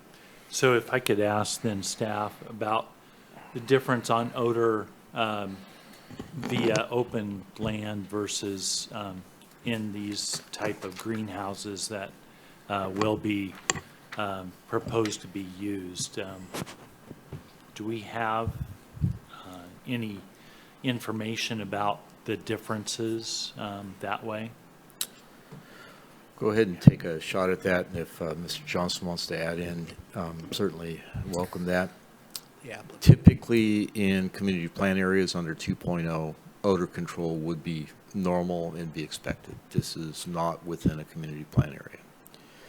I think the one on Humboldt Hill, as I recall, that was one of the first ones to come along, and they said, we researched this, and as I recall, the commission was surprised because they were proposing odor mitigation, and I think Chair Bongio, you're the one that asked them. We heard that wasn't feasible, and the applicant said, well, I don't know what's feasible or not. I just know there's this technology available, and we're implementing it.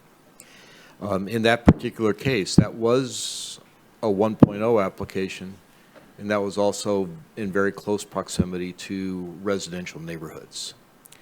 And so I think that was the applicant doing their due diligence. I would identify that in this particular case, there is also a 1 acre grow right over off Matol Road that's not very far from this. That is probably closer to the camp than this site will be. And so it would be a slightly different policy direction to start requiring odor mitigation in a location like this.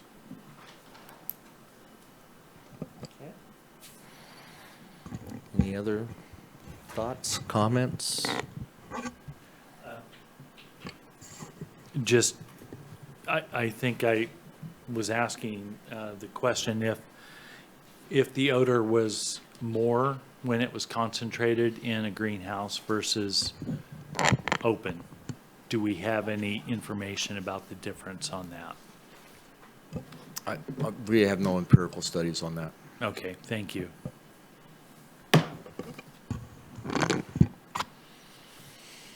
So where do we want to go ahead, Thomas?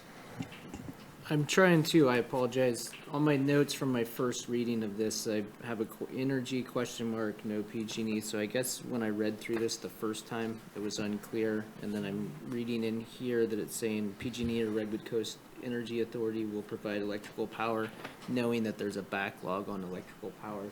Through the chair to staff, is there currently PG&E on site?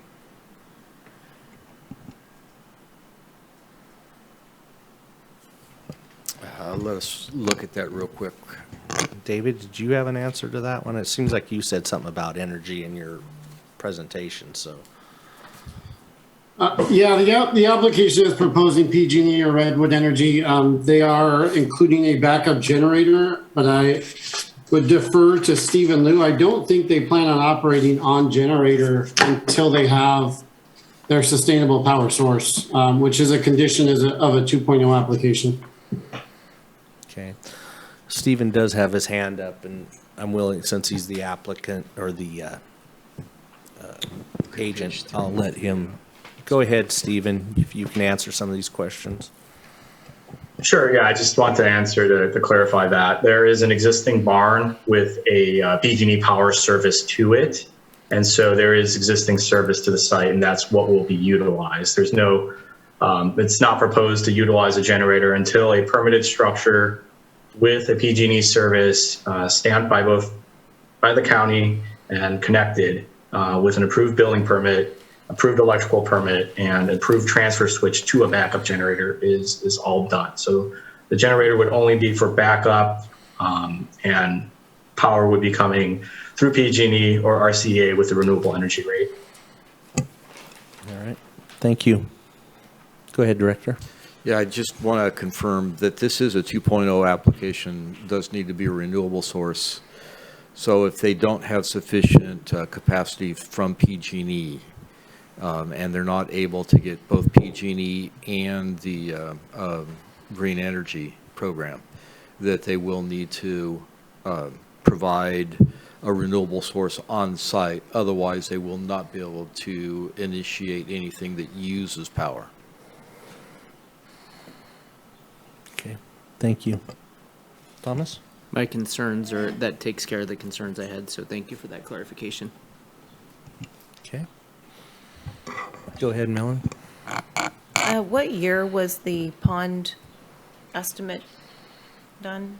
This is a question for the planner. It's one of the public comments referred to the usage of old data, you know, for the annual collection of water, and wondered if the pond, the number of gallons in the pond had been updated in light of the reduction from 80 to 100 to 60 inches of rain. I don't directly have that answer. I know that the pond is proposed. I don't believe it's been graded yet, but they are proposing, as I said, 1.2 million gallon pond. But they are only proposing to use 720,000 gallons a year. And again, maybe Stephen would know if those numbers were updated. My understanding is that the numbers that were provided to me through Stephen were the most recent. Just slightly different question, Mr. Mack. Do you have information on the rainfall totals that they use to calculate that? I do not, no.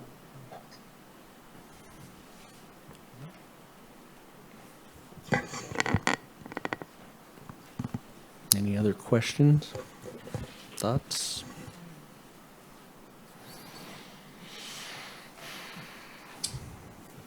And then through the chair, finally, if I could, Mr. Dedini talked about some revised water numbers. I don't know if it's pertinent, but I did want to bring it to the attention as a comment letter. His comment letter states that the correction needs to be moved from 16.5 gallons per square foot to 7.5 gallons per square foot. I'm not readily sure how that calculation was done. If you take 43,560 square feet and divide that into 720,000 gallons, you do get 16.53 gallons.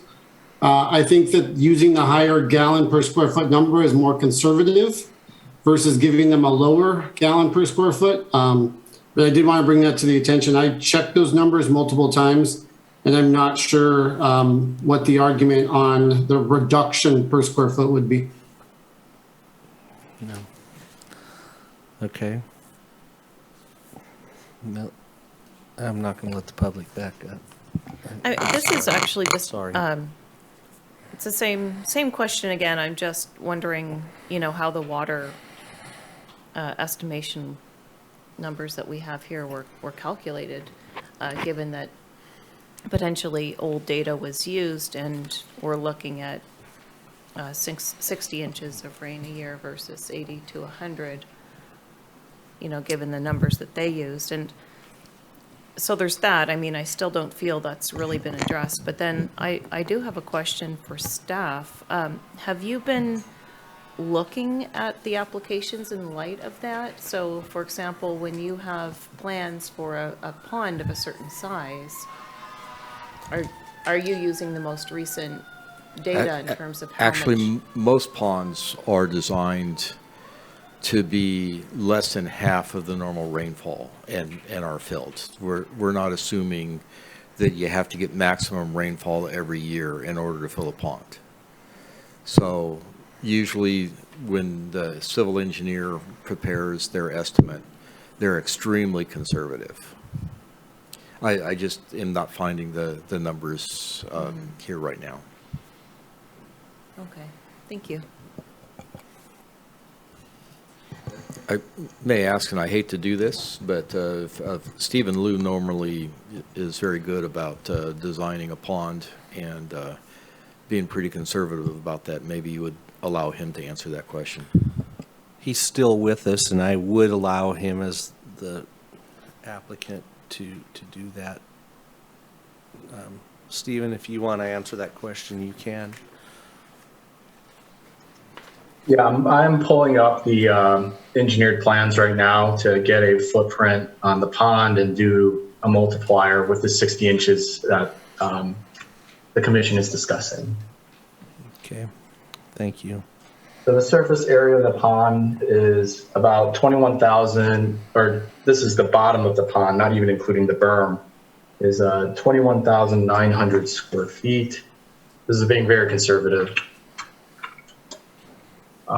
Let's say 60 inches, it's 5 feet, and then 7.48 gallons per cubic foot.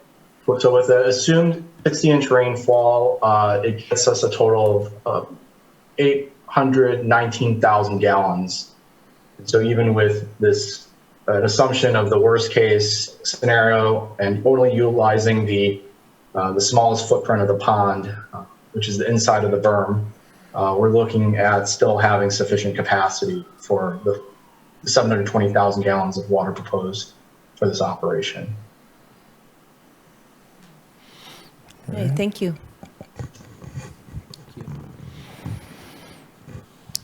Any other thoughts? Anybody want to make a motion on this one?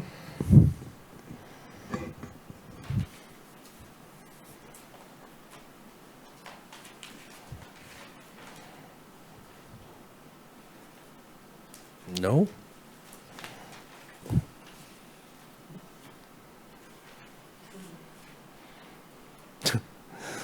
Somebody.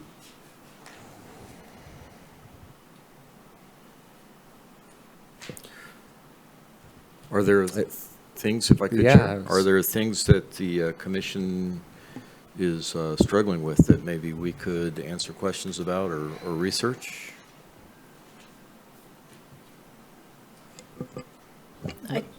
Go ahead, Mike. Let me just ask one question to get it on out to the public again. What is the, under the guidelines, the ordinances as it's written now, for size of grows, what is the maximum? So under 2.0, with a special permit, you can get an acre, 43,560 square feet.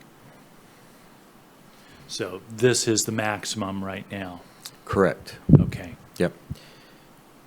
And this is something that special permits normally are approved administratively. To be highly conservative, we started having public hearings on these at the zoning administrator. The public was concerned that the zoning administrator was approving these that originally were approved administratively.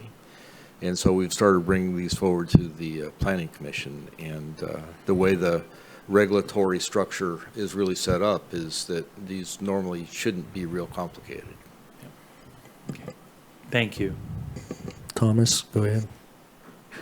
So my only concern, or my last concern that I have is, I wrote myself a note, first read, lots of comments, how to protect campgrounds. So I'm trying to read through the conditions of approval like 5 times to make sure there's the right conditions of approval to protect the camp, like if the water resource is compromised on the campground, because those letters is where, so it's going to take me a couple more reads of the conditions of approval to get to take care of my note I wrote there. Okay. Melanie, did you have a question? No, okay. Well, somebody like to make a motion for or against? I guess I Go ahead, Thomas. Through the chair, to staff. Hypothetical question. Let's say the spring is, as the letters that we've received public comment, if their spring is compromised, what would take place, hypothetically speaking? And this is, from what I'm reading, this project is rain catchment, so there shouldn't be any hydrological resources compromised unless the building of the pond compromises, the way I read the project. I would say you just answered the question. The way that I would answer it is that this is rainwater catchment. It's not putting a well down into a subsurface flow that may divert water from a spring. And so our understanding is that this would not compromise the spring. Can I ask a follow-up question? Yes. Through the chair, just a follow-up question on that. So anything that would affect the water resource would be done, hypothetically, that would be in the development of the pond, and that would be on the engineer that decides how to develop the pond. Is that correct or incorrect? That would be correct. Okay. I'm good with my concerns now. Okay. Mr. Chairman, I'd like to move approval of the item for sake of moving this forward one way or another. Okay. Go ahead, Melanie. I'm sorry, Commissioner Mitchell, I was just going to suggest that given that the applicant has sufficient storage, even given current conditions in terms of water precipitation, that we could maybe require that, should there be a shortfall, it doesn't get filled by the spring, and they rely on water collection solely. We just remove that as an option.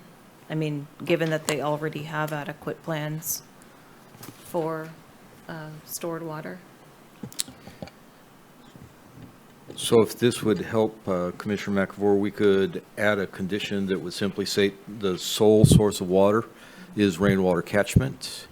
It is the applicant's responsibility to adjust the amount of cultivation to conform to the amount of water that's available through rainwater catchment. That would be great. Thank you.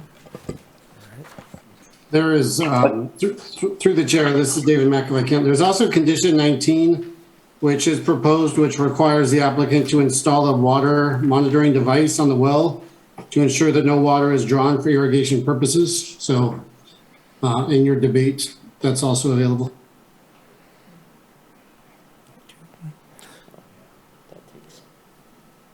All right, Brian, you kind of got cut off there. There were still some questions, so now is your time. Would like to move approval with the change to the recommended condition as stated by the director regarding sole water source being the rain catchment. All right. I'll second. We have a motion, a second. Any further discussion? Can we do a roll call before we vote? Yes.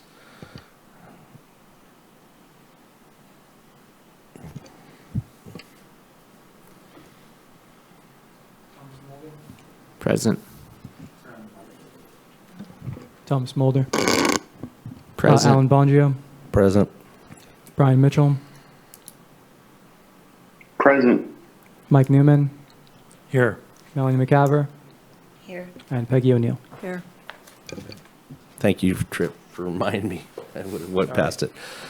So now, another roll call vote for And Melanie. And Alan Bongio. no. Brian Mitchell. Yes. Mike Newman. Yes. Thomas Mulder. Yes. Peggy O'Neill. No. And Melanie McCaver. Yes. Thank you, Tripp. Motion carries 4-2. The project is approved. All right. That brings us to item number 5. Emerald Sky Growers Incorporated, conditional use permit in the Fortuna area. Take a staff report, please. Chair Bongio, can you confirm that you can hear me and see my screen? Yes, can. Thank you very much. Good evening, Chair Bongio, members of the commission. My name is Stephen Santos, Senior Planner, presenting the Emerald Sky Growers Conditional Use Permit, modifying an approved zoning clearance certificate. The zoning clearance certificate was approved in March of 2021. The project is in the Fortuna area and takes its access off of Palmer Boulevard. The legal parcel is approximately 6.8 acres. It is in the Fortuna Community Planning Area. The land use designation is RL, Residential Low Density, and the zoning is AG, Agriculture General. The modification essentially has 3 elements. And the reason this modification is before the commission as a conditional use permit is because the project site is in the Fortuna Community Planning Area. The 3 elements being modified is to add on-site processing to an approved operations building, to increase storage from 5,000 to 15,000 gallons, and to increase the ancillary nursery from 600 to 1,500 square feet. And I'll speak a little bit more about that element on the next slide. The other approved project elements like water budget, water source, power source, etc., all of those are remaining the same. Now, to put the request to increase the ancillary nursery size in context, I want to note that the approved zoning clearance certificate was for 5,976 square feet of mixed light. So increasing the nursery from 600 to 1,500 square feet represents an increase from 10% to 25%. The staff recommendation in the staff report on page 3 as implemented by condition of approval A1 is consistent with past commission practice, and the staff recommendation is to keep the nursery at 10%. But I do want to note the applicant provided a detailed nursery analysis, which appears on page 111 of the staff report. And the applicant's agent also provided some additional analysis, I believe, through the clerk as an additional public comment. Here is an overview of the site plan, and we observe that the cannabis operation is clustered within the southeast corner of the parcel, and the change in footprint is de minimis for the most part, with just the addition of the 2 additional 5,000-gallon water tanks. It is staff's recommendation to consider the addendum to the adopted EIR for the CCLUO to make all the required findings for approval of the conditional use permit, modifying the zoning clearance certificate, and adopt the resolution approving the Emerald Sky Growers LLC conditional use permit subject to staff recommendations and conditions of approval. I am now available for questions. I'll surrender my screen. Any questions for staff? Oh, go ahead, Mike. Yes, thank you, Chair. My main question at this point would be why the relocation of the commercial structure? Trying to find that picture again that you had on there from before, and then maybe I can answer that. Yeah, through the chair. The relocation is fairly minor. Part of the site constraints and challenges to the applicant under the zoning clearance certificate under 1.0 was to make sure all of the cannabis related activities were on prime soils. And there were also concerns on whether an area along the southern property line constituted a wetland. And so as part of the modification, the applicant had conducted a study, and we determined he determined that through that study that the area was not a wetland. So slight adjustments were made to the positioning and the clustering of the buildings to stay within those site constraints, to stay out of the SMA, but also be closer to the access point of the property. Is there any way of bringing up the picture and then just kind of showing us where it was proposed and then where it's going now? I'll do my best to do that.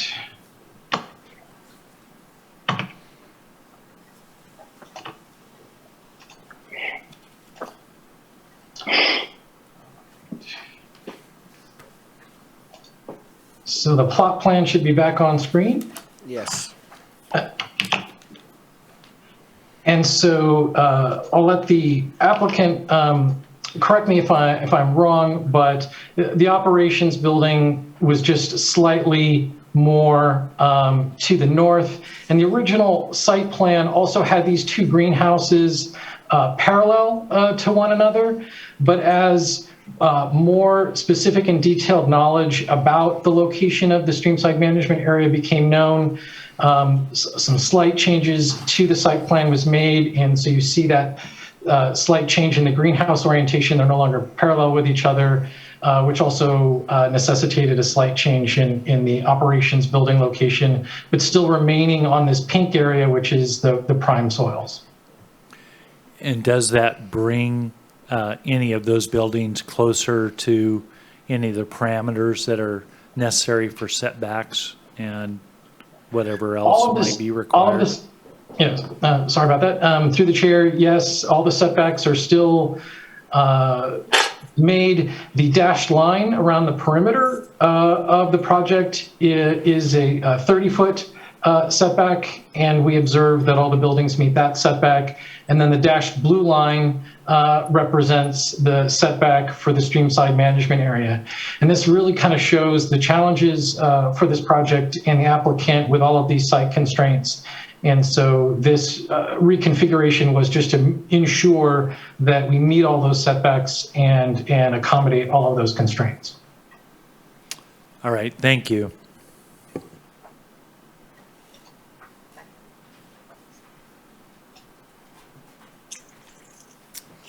All right, go ahead, Thomas. Through the chair to staff, because I'm reading this the consistency 10 to 25%, but if there was a project, I believe, in the Whitethorn area, and correct, I want to be corrected if I'm wrong, and I believe it was like 20 to 30% ancillary propagation space that was approved. Sure, through the chair, Commissioner Mulder, I can confirm that there are a number of projects, especially early on in this cannabis permitting effort, that were approved at more than 10%. I don't believe there's a whole lot, but as we were really developing this program and learning about the industry and those sort of things, we have a lot of early permits that were approved with no ancillary nursery, and some that were approved with more than 10%. But I would say for the last probably 4 years, that has been a consistent practice, at least the last 3 years, but maybe the last 4 years, to be 10%. And that's been something that's been carried forward both administratively at the zoning administrator and at the planning commission. Yeah, I'd just also like to add on to what Cliff's saying is that this was an interpretation that was also made by the planning commission, and there was a definitive action by the planning commission on that. Staff had brought forward a modification to the ordinance to allow more nursery space, and actually the industry kind of came unglued that we were proposing that, and so we pulled that back.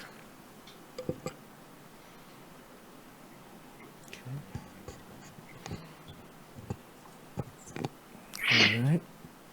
Go ahead, Thomas. It was the one I'm thinking about. It was within the last 2 years, and it was a modification. It was in the Whitethorn area, I believe. Diana Totten might have been the agent. Just going off my memory, and I could be misspeaking, but that's something. I don't think we're recalling that. Well, any other questions for staff? If not, I'm going to open it up for public comment. Okay, I'm going to open the public comment. Is there anybody here who wishes to speak on this one? Go ahead, ma'am. Great. Thank you, Commissioners, Director Ford. I'm hoping everybody had a chance to, or has a copy of the propagation slides. In case you haven't had a chance to look at it, I'll just go through it very quickly. I know the chair wants to try to leave as soon as possible, so I'll try and do this quickly. We are talking about the propagation process, nurturing plants prior to the cultivation area. The amount of plants that are grown in the nursery are based on the fixed cultivation area that is already permitted and approved. Dedicated propagation areas are not limited by size, water use, or energy use by the state of California. So they've not shown this nursery space to be a concern in terms of dedicated area. What we did is we wanted to present a real example based on our experience with the farmers and their having to deal with this restriction. So a 10% propagation area for an 11,600 square foot farm. The farm can support about 2,100 mature plants. Currently, this farm can only house a 1,000 square foot nursery to stay below the 10%. The nursery can properly support about 1,000 immature plants, and therefore the farmer is forced to overfill their nursery by 1,300 plants at most, and obviously they have no space for R&D or genetics. The result is an overcrowded nursery, which creates crowded plant area, which is a prime environment for mold and mildew. It restricts plant growth. It creates an ineffective application of water and nutrients due to the lack of accessibility, delayed removal of weak or diseased plants, and also difficulty of visibility for pest infestation. We had a farmer that actually did an experiment, and this the next slide shows this picture where they put two clones, one in a crowded space and one with sufficient space. And what you see is the stunted growth result here. The first plant, the stunted plant, will require an additional 3 weeks of vegetation time, including additional water, lighting, and nutrients before it can be moved to the canopy space. So the 10% restriction results in, from the 1,300 plants, about 10% plant loss, which is 1,170 plants remaining. That only allows about 7,000 square feet planted, which is 60% of the permitted space for this farm. This farmer filed a county reduction form for the past 2 years. It resulted in $4,600 of lost expected tax revenue to Humboldt County per year, 40% lost revenue to the farmer, 10% of wasted water, nutrients, and labor from the plant failure, and about 40% lost tax revenue to the state of California. So if this were changed to 25%, this farm would have ample space to support the 2,100 mature plants that it has a permit to grow. There would be no lost plants due to overcrowding, and the farmer would have some additional space for R&D. The result would be that the farmer would be allowed to use the full potential of its permitted and approved space. No plants lost to overcrowding,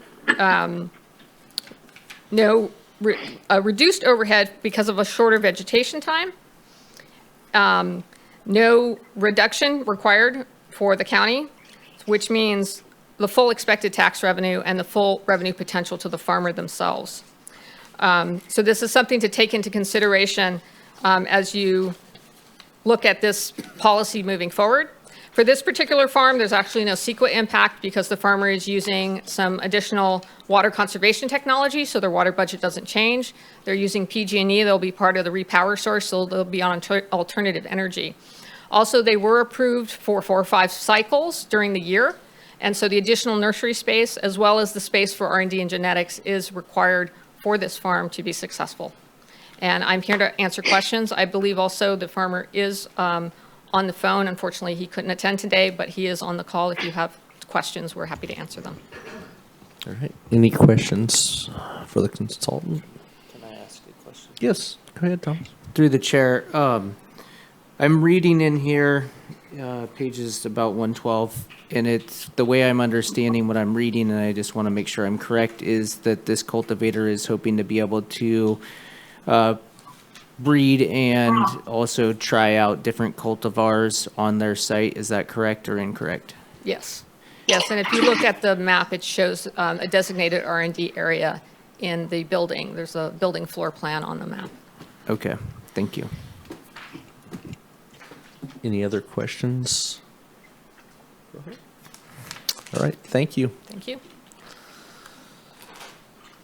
Is there any other public that wishes to speak on this item in the audience or that's joining us via computer? All right, seeing none, I'm going to close the public comment and bring it back to the commission. I just want some clarification on how we settled on the 10%, and who was it that you said spoke out against it? So the 10% goes way back to 1.0, and there was a recognized need to have propagation space. The ordinance talked about having a clone room, but really didn't define that much beyond that. So the 10% came about as a way of identifying something that's small and de minimis, that really doesn't expand the cultivation area and would truly be used for nursery space. It became clear as we started to see more and more applications that people were pursuing mixed light, that there is a need to be turning the plants over more and more. And in order to have the plants really ready and be able to maximize the number of turns they can get per year, to have a little bit more nursery space. That was the original idea. The concern, I think, that came out of the industry was some people felt that we shouldn't be regulating the amount of propagation space to begin with because the state doesn't, so the county doesn't have a right to. But again, our basic role is to regulate land use, not license cultivators. And so that is very much part of the overall operation. And so based upon the pushback that we received, there was really no way to reconcile the divergent opinions on that. So we just pulled the ordinance back and didn't proceed forward with a recommendation to address nursery space. So they would always have the option of reducing their cultivation area and increasing their they're nurseries, right? I mean, if we would increase the 10% to what they're saying they need, I mean, there's no point in tying somebody's hands in terms of not being able to grow healthy plants and be efficient, but that doesn't mean you'd have to expand your footprint. You could keep the same footprint, but you just have a different ratio of growth space. That has been part of the discussion, yes, as a solution. Go ahead, Mike. Well, I don't think that this is the time to go through and vary from what our regular practices have been and what we have talked about. Because I remember going through that and talking about it before, and we settled on the 10%. So I'm in agreement with what the recommendation by staff is to take a look at approving the whole grow here, this project as it is, except for the ancillary nursery space increase from 10 to 25%. Is that a motion? Does anybody else have questions? Looks like Thomas has a question. Go ahead, Thomas. I have a handful of questions, maybe just two, and it's to staff through the chair, and it's more of a philosophical question. The intent of the ordinance, and I need to be clarified if I'm reading it, the intent of it is to enhance and promote cannabis cultivation and its uniqueness within Humboldt County. Is that correct or incorrect?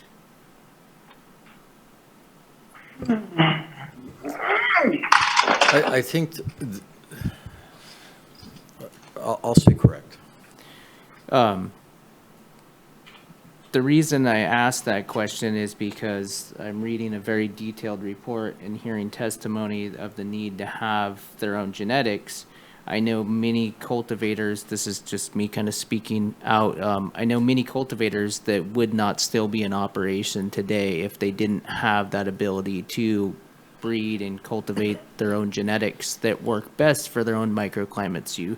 One cultivar may work really good in this microclimate, and you take it 20 miles somewhere else within the county and it doesn't produce and yield the same. So I'm in support because I feel there's fair argument as far as documentation. They didn't just say I want 25% and that's that. I feel page 111 through 113 plus all the slides that we've received is a fair argument, but I also hear you in not wanting to change policy. So, and I'm really one that doesn't like to change policy. So it would be nice to have that conversation one day and understand that. I'm not saying that I think every single person, if they're, I don't know where I was going. If they have a fair argument of the uniqueness of what they're trying to create, I think that would be fair on a case by case maybe. But if the motion does go through as staff recommendation, I can't support it just because I feel that there's a fair argument for that in nursery space. I think what you're saying then is that this is sort of a model project, and you could approve a model project for the benefit of learning the outcome of having a larger space. And I mean, I read the slide and it made sense to me, and I don't understand why, if you want the industry to be successful, that you would put a roadblock that doesn't make it successful. Because if it fails on a big scale, it's going to be a bad thing. I was here when the timber industry failed, and a lot of businesses have gone away, and cannabis has been something that's propped up this county for a while. So it could be approved, I think, as a model project without setting a precedent that everyone needs more than 10%. Can I respond through the chair? Thank you for putting those much better words than what I was saying. I appreciate that. Yes, I do agree that I feel that there's a fair argument here as a model project, and also, it's hooked to the grid. It's off a Category 4 road. I mean, it has a lot of the checkpoints, and also they aren't going to be consuming more water. There's a lot of the checkpoints to meet it. So, as Commissioner O'Neill said, I guess it could be considered a model type project. Melanie? I would be in favor of allowing this. I do have concerns about, you know, us receiving a lot of applications that go above the 10%. And so I do think we should put some language in here to, you know, talk about how this is a little bit more unique. And one of the things that I think is meaningful, at least from my perspective, is that this is a very small operation. And so, you know, a lot of the larger ones, you know, just the economy of scale, I know that a lot of the farmers don't necessarily use all 43,000 square feet all of the time, even though that might be their allowance. And when you have something that is limited to, for example, 5,976, you're probably right at your max all the time. And so I do feel like it would be fair for these smaller farms to have that increased space, especially when they present a portfolio of intended use and enhanced genetics. I'd like to comment to that. I'm not necessarily to what you're saying, Melanie, but to the whole idea. I am certainly not against looking at this issue, but I think that we need to bring it back. And on the other hand, something that we've pushed our bounds on things, and the supervisors have said, no, that's our purview. And I think, Thomas, you've pushed for that, for, you know, that the supervisors need to make that call. So I think a better way to go about it would not be to change on this particular project, but to ask the director to, you know, approach the supervisors about that, to have that discussion. And if they give us the go-ahead to do it, I mean, you know, I'm certainly think that there's room to change that 10% number. I don't think it's our place to change that number. So that's just my thoughts on it. Go ahead, Mike. And coupled with that, I believe that we should not do it just for this without proper hearing. I think we need to have this type of concept put out there into the public as a debate or a talk, and go through with more public notice on this for a change in what we are going to start doing or look at. I certainly would be okay with that this particular project, that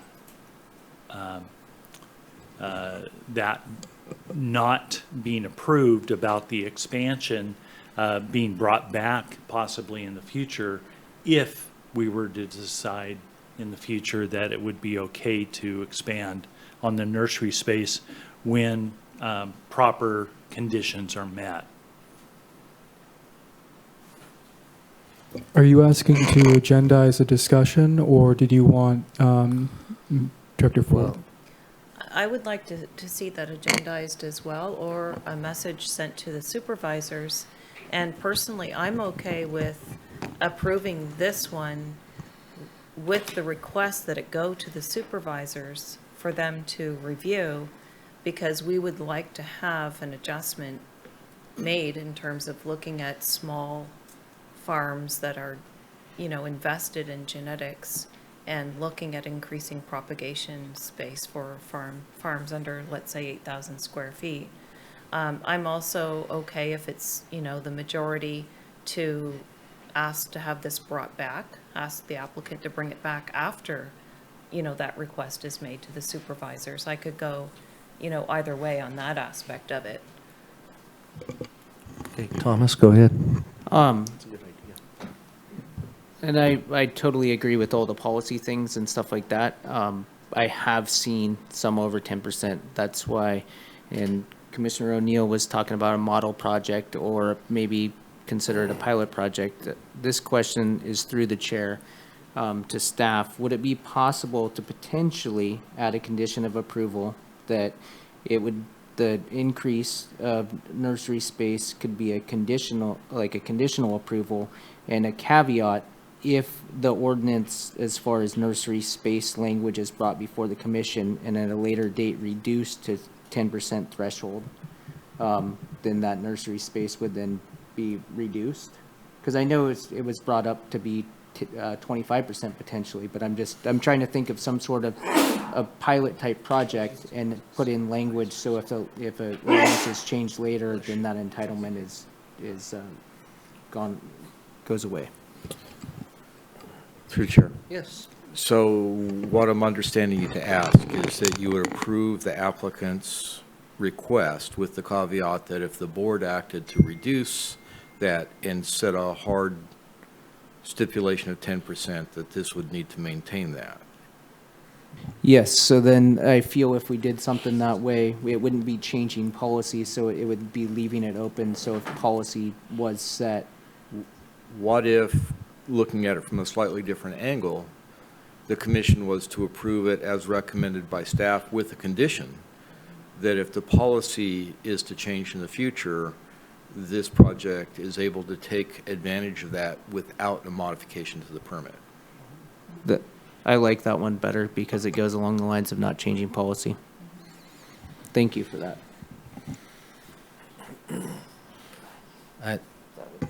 That would work for me. Do you feel that's the way that it should be done, Director? Or do you think it should go to the we should be asking the supervisors for clarification on it? Well, I think where this would go would be a twofold action. There would be an action on the permit here with that condition, and then there would be a request to the Board of Supervisors to begin to formulate a policy on that the commission would forward to the board to take final action on. Would that, it wouldn't retroactively apply to everyone else, it would only apply to this one because we put it in this one? Correct. Go ahead, Melanie. I mean, I feel like the request should really be to have, and I hate to say this because I know you're so busy, to have staff prepare something maybe small that represents what we're requesting and then have that go to the supervisors, because I just feel like if it's just kind of thrown at the supervisors without a lot of context or, you know, guidance, then I just don't know how helpful it would be. If I could offer this without having Cliff bore holes in the back of my head. Perhaps we could write a draft for you for the July 7th meeting, and then you could review that and forward that to the supervisors. That would be great, thank you. I agree. Go ahead, Thomas. Would it be possible to use some of the language that was in that proposed ordinance that was brought before the commission, I believe, August or something like that, as a starting ground, possibly? It certainly would, but one of the things that has come up tonight with this that may be, and we can give you a bit of a set of options to consider. But one of the things I heard tonight that I think is interesting is the whole idea of maintaining genetics, research and development, and really create a carve-out for small cultivators who are engaged in those kinds of activities. And so that's not a carte blanche here where we're opening everything up. It's really focusing on a certain segment of the cultivation community. Thank you, I agree. I think the size is really important too. Go ahead, Mike. So my comment was going to be exactly like what the director was talking about, which is basically putting that criteria in there about it's for a special niche type grower, the small growers meeting certain parameters, and not for everybody. This would be a specialty type thing. Certain criteria would have to be met first before it would be even considered. So with that, can I make a motion? It's fine with you. Okay. So I make a motion to find the Planning Commission has considered the addendum to the adopted environmental impact report for the commercial cannabis land use ordinance as described by section 15164 of the state secret guidelines, make all required findings for approval of the conditional use permit, and adopt the resolution approving Emerald Sky Growers conditional use permit modifications as recommended by staff, subject to the recommended condition that in the future, should this proposed change come about, that they would be able to take advantage of that if they met that criteria that is then passed. I'll second that. Okay, we have a motion and a second. Any further discussion? All right, Tripp, you're up. Just a quick question. Do we need to add that we've asked staff to prepare something? Should we add that to this, or should we agendize that separately? Agendizing it separately would be fine. Thank you. We're going to have time.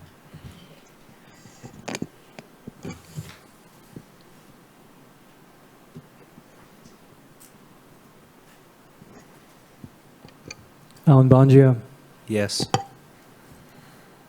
Thomas Mulder, Yes. Peggy O'Neill, Yes. Mike Newman, Yes. Melanie McCaver, Yes. and Brian Mitchell. No. All right, motion carries 5-1. Thank you, Tripp. All right, so with that, we continued the Ford parcel map, so that brings us to, no, that, didn't that get, okay. Don't we have to continue it? No, we already did. You mean the Ford parcel map? Yeah. We did it at the very beginning of the meeting. We did. Yeah. We're at Lost Coast. Lost Coast, did I miss, where 'Cause- did I miss that? Okay, I thought we were, okay.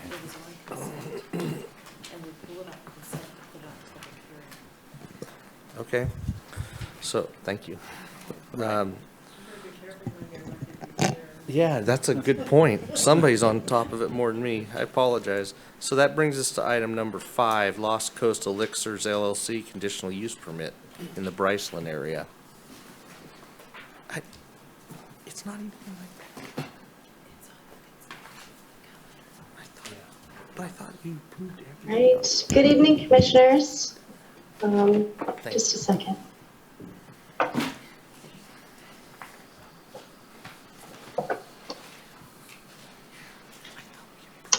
Good evening, Commissioners. My name is Megan Acevedo, and I am the planner for Lost Coast Elixirs, application for a conditional use permit for a project located in the Bryceland area.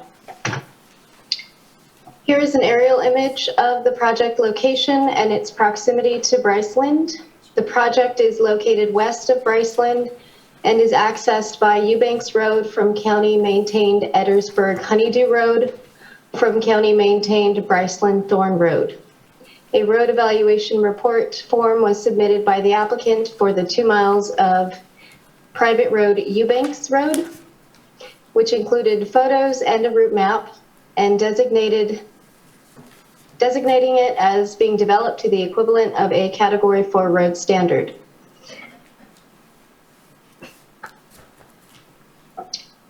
A conditional use permit is being requested to approve 16,144 square feet of existing outdoor cultivation, 5,551 square feet of existing mixed light cultivation, 2,159 square feet of converted outdoor to mixed light cultivation, and 2,159 square feet of ancillary propagation.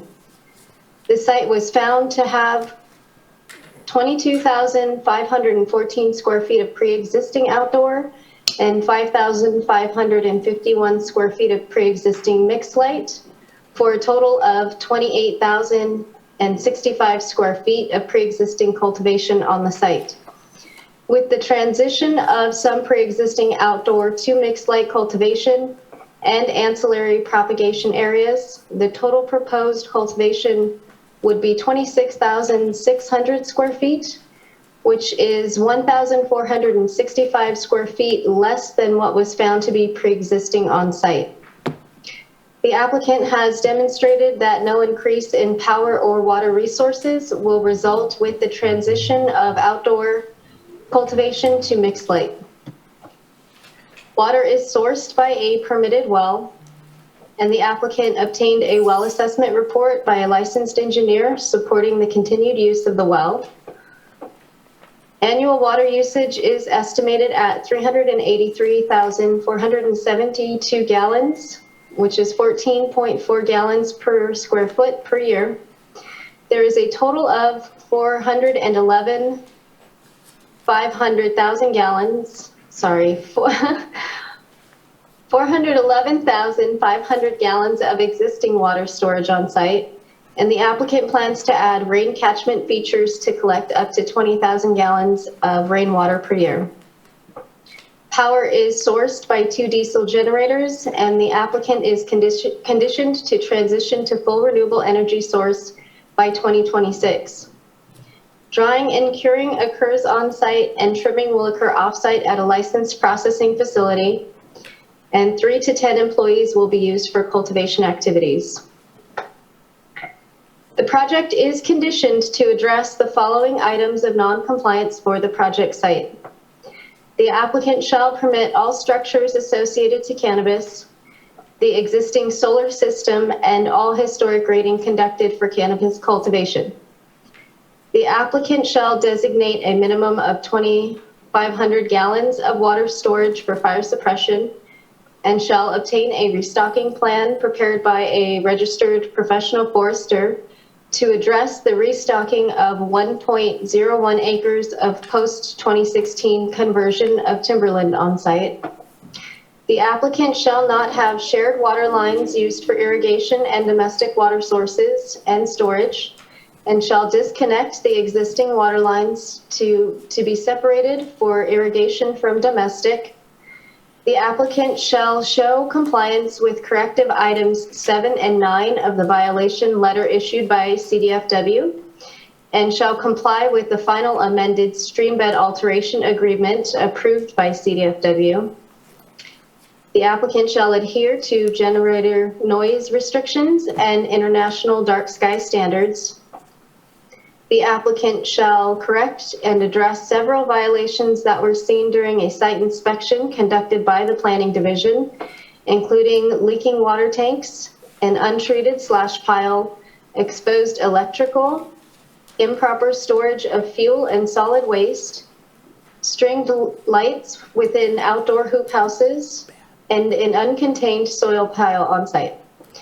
Lastly, the applicant shall have a site inspection conducted by the Planning Division within 30 days of approval to show corrective actions taken to show water lines separated, no leaking water tanks, no stringed lights within the outdoor hoop houses, the proper storage of fuel and solid waste within secondary containment, and contained perlite and soil pile. This concludes my presentation, and myself and staff are available for questions. Thank you, Megan. Any questions for Megan?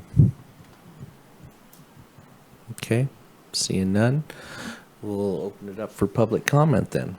And the first caller is Plazer Strange. Can't make it up. Hello. Hi. Hi.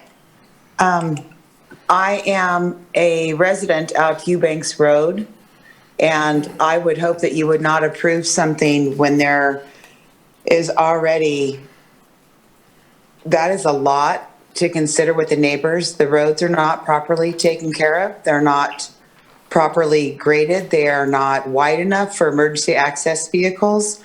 When I'm looking at the square footage that is being proposed, 28,000 square feet of cannabis with a 2,500 gallon water suppressant, that doesn't seem a good ratio. And there's already 4 wells permitted on that property, so a 5th, and we're in a drought, and there's no water in our watersheds out here. And that is making it a highly unsafe and dangerous aspect for all the neighbors and all the people who live out here. I'm not a cannabis grower out here. I don't have a huge farm. I grow my vegetables, I raise my family, and that's unacceptable. I'm sorry. And I'm sorry that my name was even given, because unfortunately it can create bad problems and bad neighborly things. But there's a point where when enough is enough and too much is too much. And when things aren't being taken care of from the very baseline, meaning the roads aren't being taken care of properly, our water sources aren't being taken care of properly, and how is emergency access supposed to get out there? And I'd also like to know who is signing off from the fire departments onto these legal farms, because there are 9 out on Eubanks Road alone, and their water storage, 2,500 gallons to cover what they've got going on. That's ridiculous. I have that for just my home, not a huge cannabis farm. I have 2,500 gallons for my home, and you're requiring so little without implementation of thought of what it's doing to our environment and what they already have. And I would suggest you please say no, and until the roads get fixed, until the emergency access gets done, the roads need to be widened. They need to be taken care of better. Please don't do this. Please do not do this to our community and our roads, and please. Thank you. Next caller is 7429.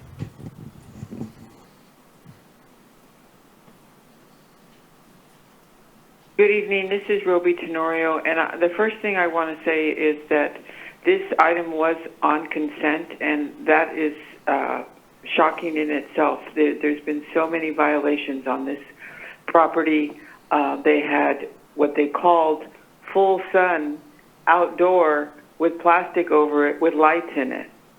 I mean, that's really out there. And one issue that is coming up quite a bit is that people, when they find out about something like this going in their neighborhood, they are very reluctant to want to call in and expose themselves to people. And I've brought this up before, and it's been sort of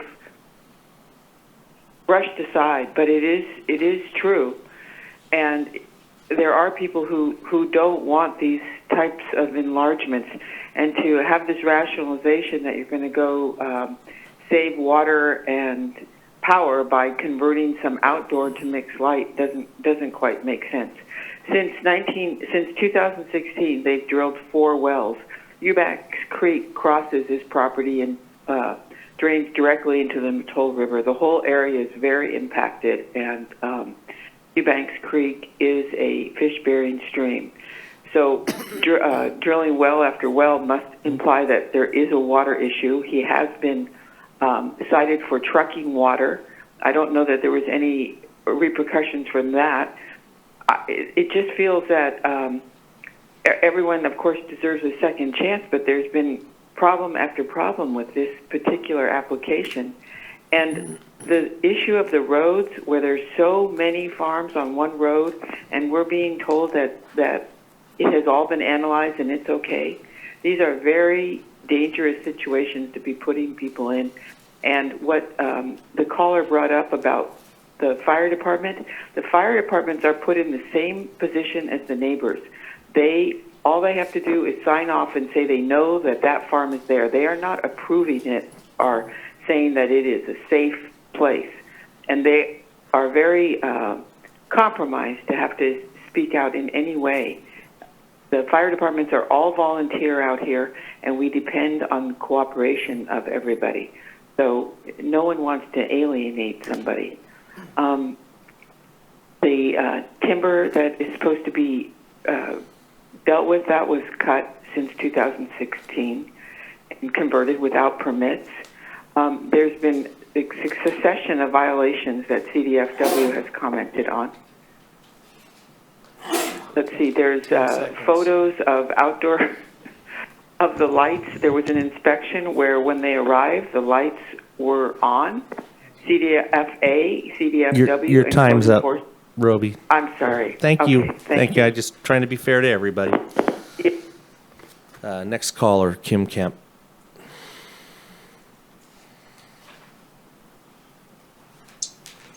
Hello, can you hear me? Yes, go ahead. Thank you. As you know, I sent a letter to the Planning Commission members at the last moment when I learned that this project was going through. I'm going to reiterate some of the points that I made in that letter. Please consider that while Mr. Harwood has been saying that he is doing outdoor cultivation and paying taxes at an outdoor cultivation rate, he actually has what appears to be mixed light with being cited twice, as Roby pointed out, for having actual lights in all of his greenhouses. Another question I would ask is where, I do believe he started out the project with like say 3 or 4 greenhouses, and he has now, I don't know, 30, I don't know, a lot of greenhouses there. And where are the permits for those? I don't see them. When one of the questions I have about, he says he's going to move from he's going to move from diesel generators and he's going to transfer over to alternative energy. How can that occur when I don't know the size of the diesel generators, and I'm sorry, I should have looked this up ahead of time, but it does seem like that's going to be quite a stretch to be able to do that. And I defer to your knowledge on that, but it does feel like that's a stretch. I'd like to point out that Mr. Harwood has been consistently involved with projects in which he says he is going to do something. People complain about something he does, say, not covering his greenhouses.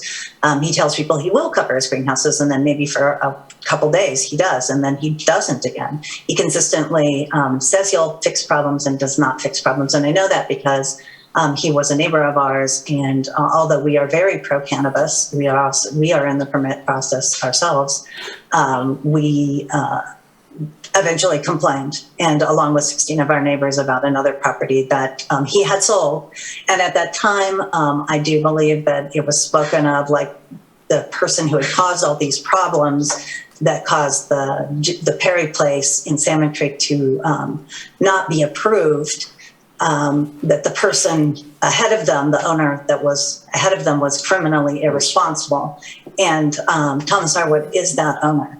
And he has a history of, as you can see just from looking at this, where he's told to do something, he says he'll do something, and then he doesn't. He just 10 seconds. Thank you for your time. Appreciate it. Thank you. Next caller, 7108.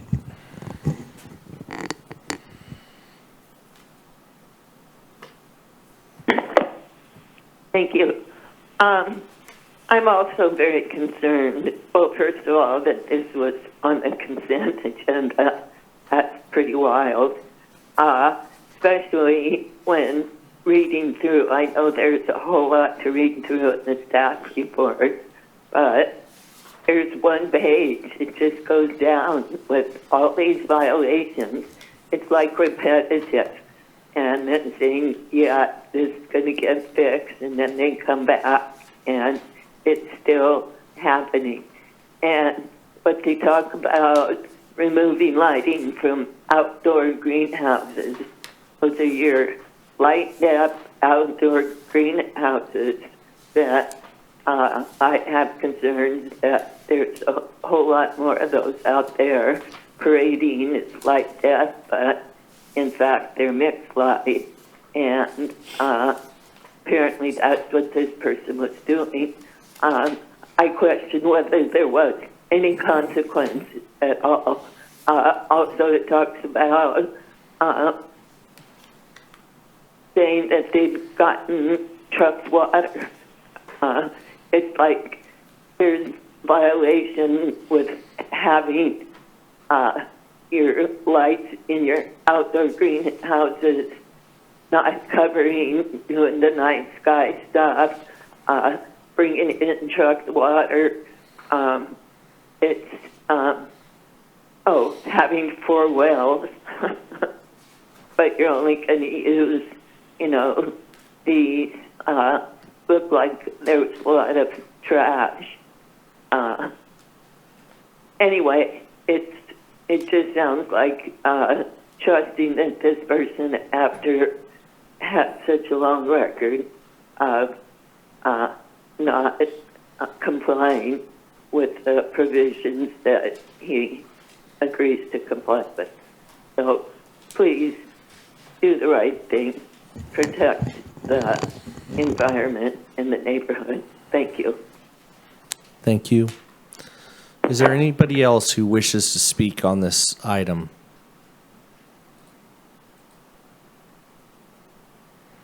Seeing none, I'm going to close the public comment and bring it back to the commission. All right. Go ahead, Mike. So I have a question of staff. For this project, I've heard and seen comments by the public about the greenhouses, and this was supposed to be an outdoor grow, and then the lights being on in them. As an outdoor grow, does that mean that the greenhouses are okay to use as an outdoor grow?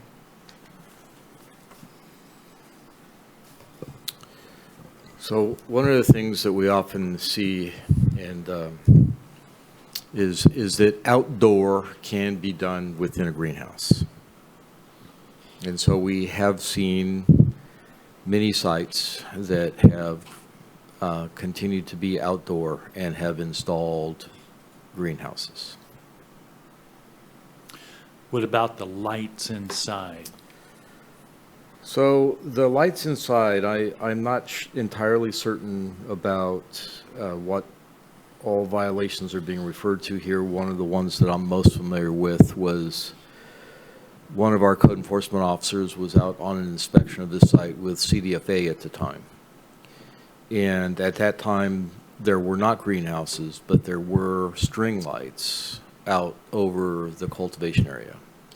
And the code enforcement officer made mention that they need to get rid of the lights and made a note of that in the file. And then they weren't done, and it was again noted for a second time? I was trying to find that in there, and that's why I'm asking. Yeah, through the chair, there was at least 2 instances of string lights being in outdoor cultivation that our staff found. 2 separate instances. So yes. the first time and then the second time again. Correct. So they were notified to remove those the first time, and then that was found again with some string lights a second time. I believe it was the following year. Yeah, okay, thank you.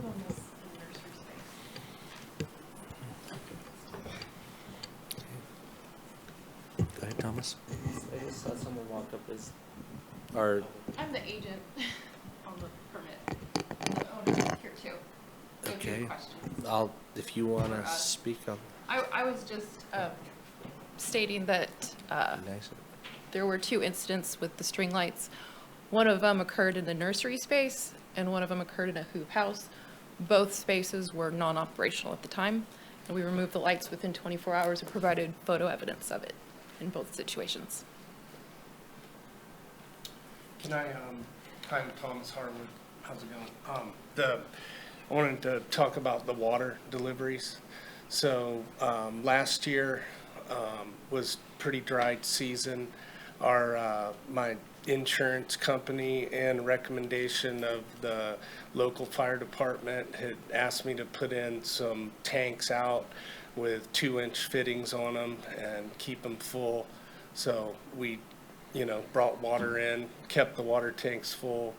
Also used the water for dust control because there's 3 parcels like through the right going past my driveway that's a lot of traffic in the summertime.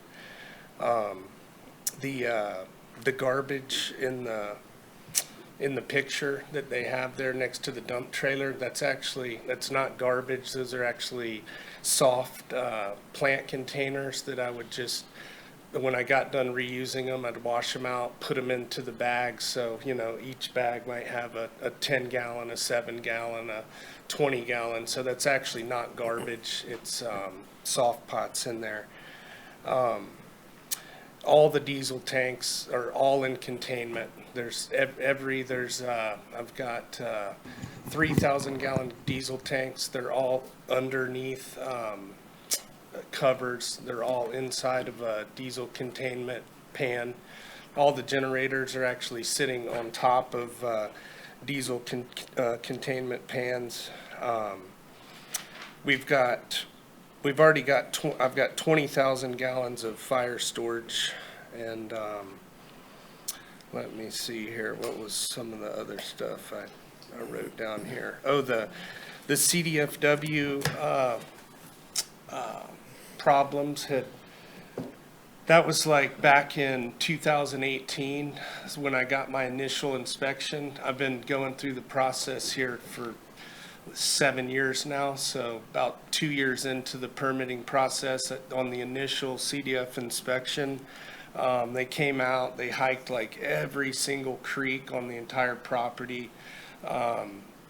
I had hiked them a little bit, but not as intensively as they did. And so there was like old poly pipe and spring boxes and just stuff that was from, the previous owners and the years of what had been going on there prior to me owning the property. And so they wrote, all those down as violations, which is fine. I cleaned it all up.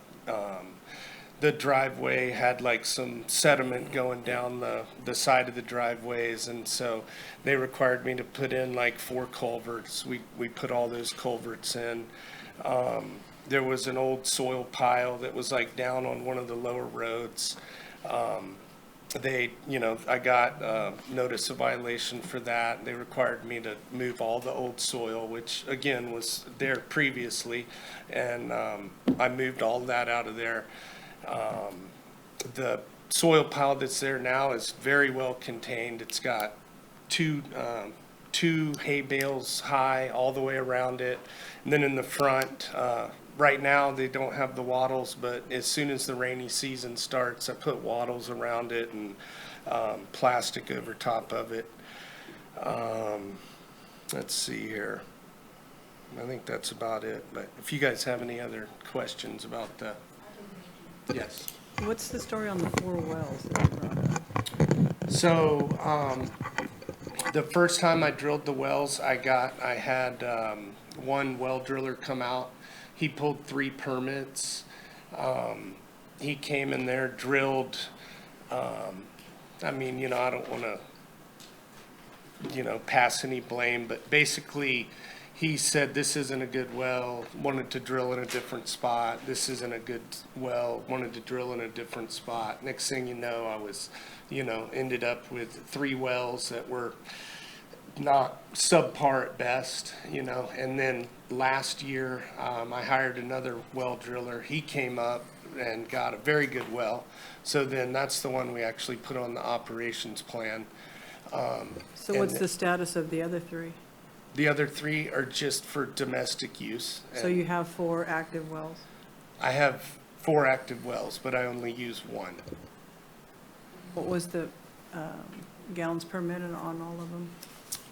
The first 3 were about 1 to 2 gallons a minute, and the one that we drilled last year is like 8 gallons a minute.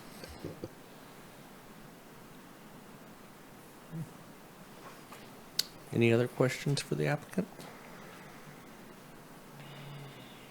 All right. Thank you very much. Yeah, thank you. Through the chair, if I could just add something. I just want to clarify, looking at the lighting violations, that what I'm seeing is that in December of 2020, they were found to have string lights in some of the outdoor greenhouses, and they were notified to remove them. We did find lights, again, mostly string lights, in the outdoor greenhouses when we went out in June, I believe, of last year, but those greenhouses were non-operational at the time. Thank you. Thomas, you got a question or? No, I have like notes all over this. Give me 1 minute, so. Okay. All right. Go ahead. So a couple of things. First off, I heard one of the public commenters say that the fire departments rubber stamp this or don't really have an option. But when I was reading through it, and I want to bring note to the condition of approval. I can't remember which one it is, but they had actually, as a requirement, had requested fire training for all employees. Is that correct? Through the chair to staff? Yes, that is correct. Thank you.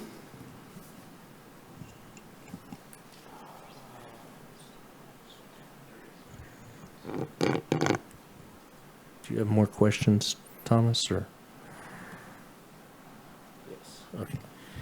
So we've heard concerns about water, and this is through the chair to staff. Is there anything in the ordinance that disallows water being utilized via trucked water for dust control to meet that mitigation that's also in the environmental document is something that's unavoidable? Right, and maybe not unavoidable, but I do remember in the environmental document, dust is a concern.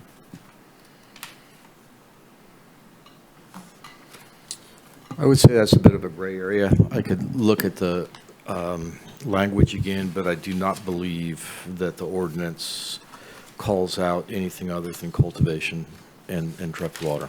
That's how I remember it. I just wanted to clarify, because if that is the case, there's a lot of people that do try to do dust control for neighborhood concerns. I mean, you couldn't even legally, if that's the case, you couldn't even legally do the dust off treatment, because that utilizes H2O mixed with a compound.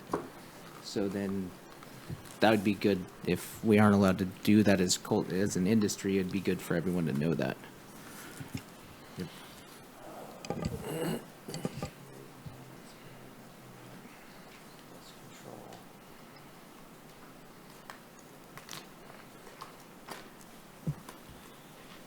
Go ahead. You have the, Thomas. I wanted to go back, and okay, go ahead. This may be something the commission wants to interpret, but 1.0 says water is to be sourced locally on site, and trucked water shall not be allowed except for emergencies. For purposes of this provision, emergency is defined as a sudden unexpected occurrence demanding immediate action, and that's under the title Performance Standards for All CMM LUL Cultivation and Processing Operations. So it is quiet on other water usage and whether or not that can come from trucked water. All right, go ahead, Thomas. So I guess I'm going to dive into this one, because we're trying to, this is through the chair to staff, it's kind of we're trying to avoid dusting out neighbors and those kind of things. So that's a tough one, and that, as I said, I think that would be a really important one. I don't read that as being utilized for cannabis. That's just, I mean, that would be, logging uses trucked water. Logging actually can sometimes use the diversionary water to dust control the roads. So I don't see it specifically saying dust control, so it's disallowed, so I'm okay with that, I think.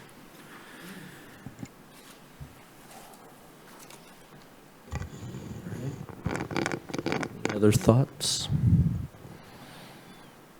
I have concerns about the roads, but they're not about dust, just the size, the rock, pretty narrow. You got generators out there. That means that there's fuel trucks bringing fuel out to them. it's a time bomb. It's a problem looking for a place to happen. This is as likely as any other place that's going to happen on these substandard roads. So I have real reservations there. But some thoughts? My issue is the well water being the primary source of water. In some of these real rural areas, you know, domestic use of water should be the priority for groundwater. So I would prefer to see more water catchment and less reliance on the well. But from the history that, you know, everybody has opinions. I don't know if they're true, but just the fact that you have to be told twice on something as small as a light usage makes me concerned of the overuse of the well and not having enough water catchment. That is a problem for me. Yeah, I agree with Commissioner O'Neill. There's not enough water catchment here. There's, it's not consistent with what we've been asking even of other applicants in terms of water storage. And then in regards to the trucked water, I don't think we can interpret the ordinance performance standards such that, you know, dust control would be allowable. I think that specificity would have to be readdressed and written into it because we wouldn't know what the trucked water was being used for.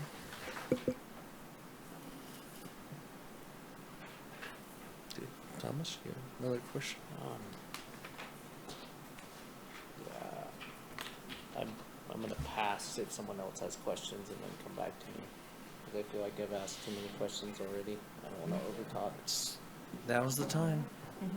Can I just note that we do have over 400,000 gallons of storage, which is enough to have 100% forbearance during the dry season. So the intent was to fill the tanks prior to the dry season and then use them during the dry season so that the wells wouldn't be utilized during the dry season. Thank you. Yeah, I saw that in here. I think that our main concern was that that there's not enough rainwater catchment that's then stored. Yeah, sorry. That is something that we wanted to develop, and at the time that we finalized our operations plan, we conservatively put 20,000 gallons, but I'm sure it'll likely be developed more than that. It was just at the time we couldn't, we haven't developed it yet, so we didn't have a full number of what we could do.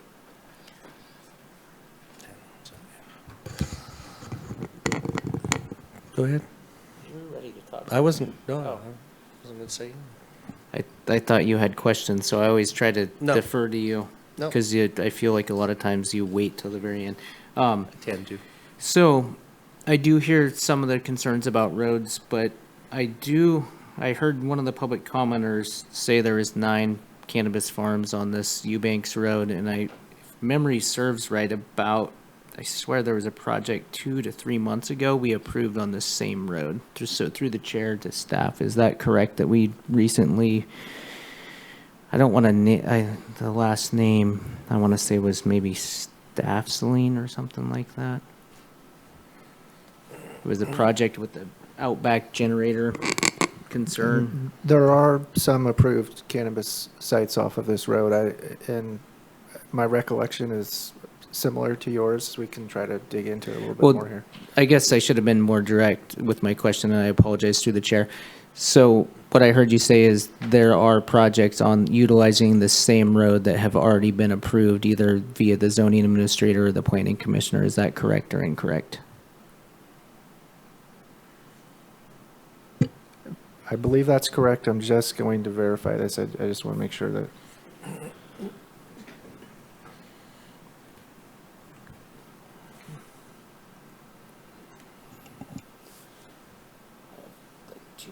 So, yes, Commissioner Mulder, there are a number of approved cannabis operations utilizing this road, including the one immediately to the south and immediately to the east of this property. Thank you for that. So I have a couple more follow-up questions because I read through this, seen all the violations, like seen all the different things, and then I read through the conditions of approval because I like to wait till I read everything in the conditions of approval. And so through the chair to staff, if the conditions of approval are carried out in the manner the staff report as they've been written in the staff report, will all violations be mitigated and all environmental concerns be mitigated?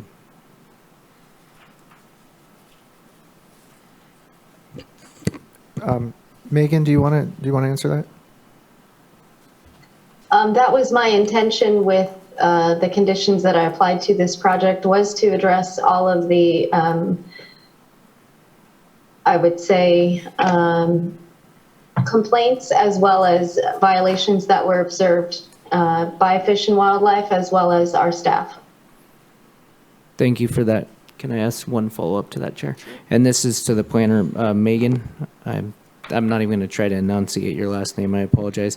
And is that the reason for condition number 6? So within, if approved within 30 days, there's a site visit to make sure all those immediate concerns environmental-wise are dealt with? Yes, that is correct. I tried to add any violations that I considered could be mitigated within 30 days reasonably. Thank you for that. And go ahead, Mike. I have a question, Megan.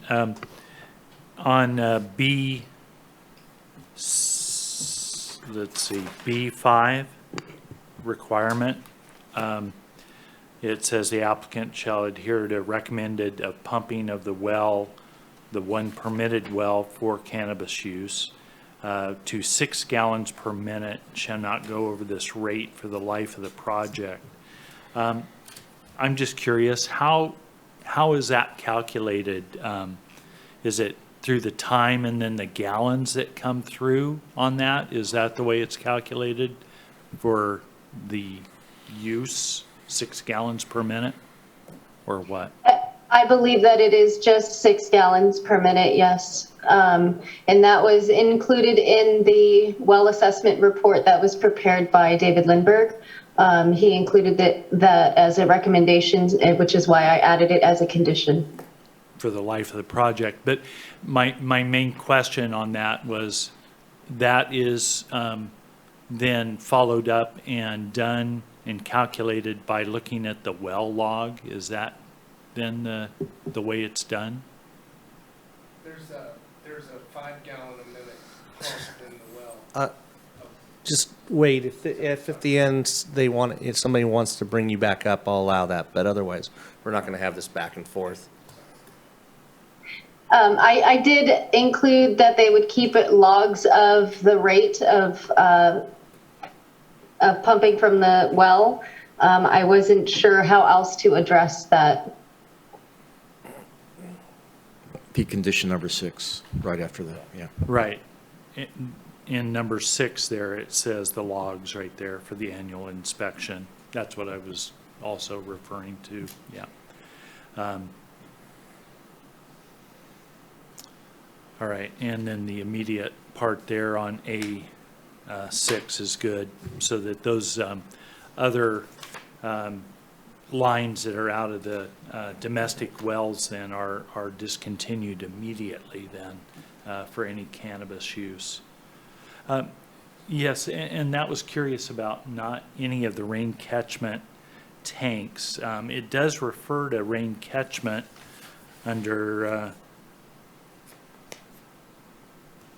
I saw that here for just a moment. Megan, there was something about rain catchment on part of the requirements here. Can you point that back out to me again? Yeah, so that was condition B4 under water resources on page 3, I believe. And I just added the condition that the applicant shall monitor the amount of water collected from rain catchment per year and shall keep logs on site to be furnished during an annual inspection, just to show that they are collecting rainwater as supplemental water source, as they have stated in their operations plan. Okay, thank you.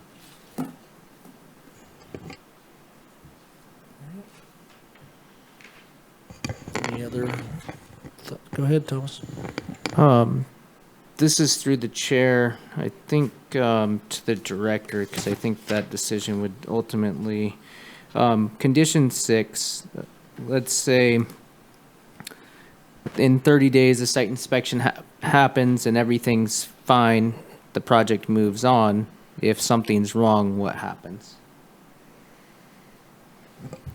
We would give them a letter identifying where there are violations or noncompliance, and if those aren't immediately fixed, then we would be perhaps looking at revocation of the permit. Can I do it? Through the chair. So if there was something, what I've seen past practice is that basically 1 week to a 30-day, no more than 30 days. That's still the policy with the... So it's going to be dependent upon what the egregiousness of the violation is. Obviously,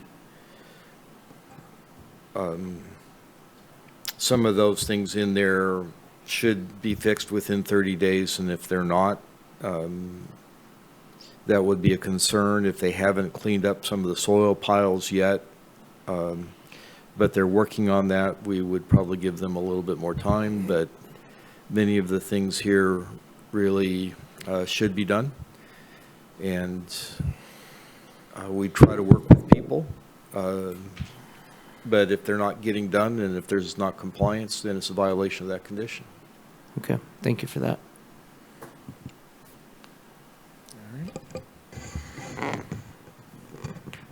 Any other questions? Anybody want to make an attempt at a motion on this one? I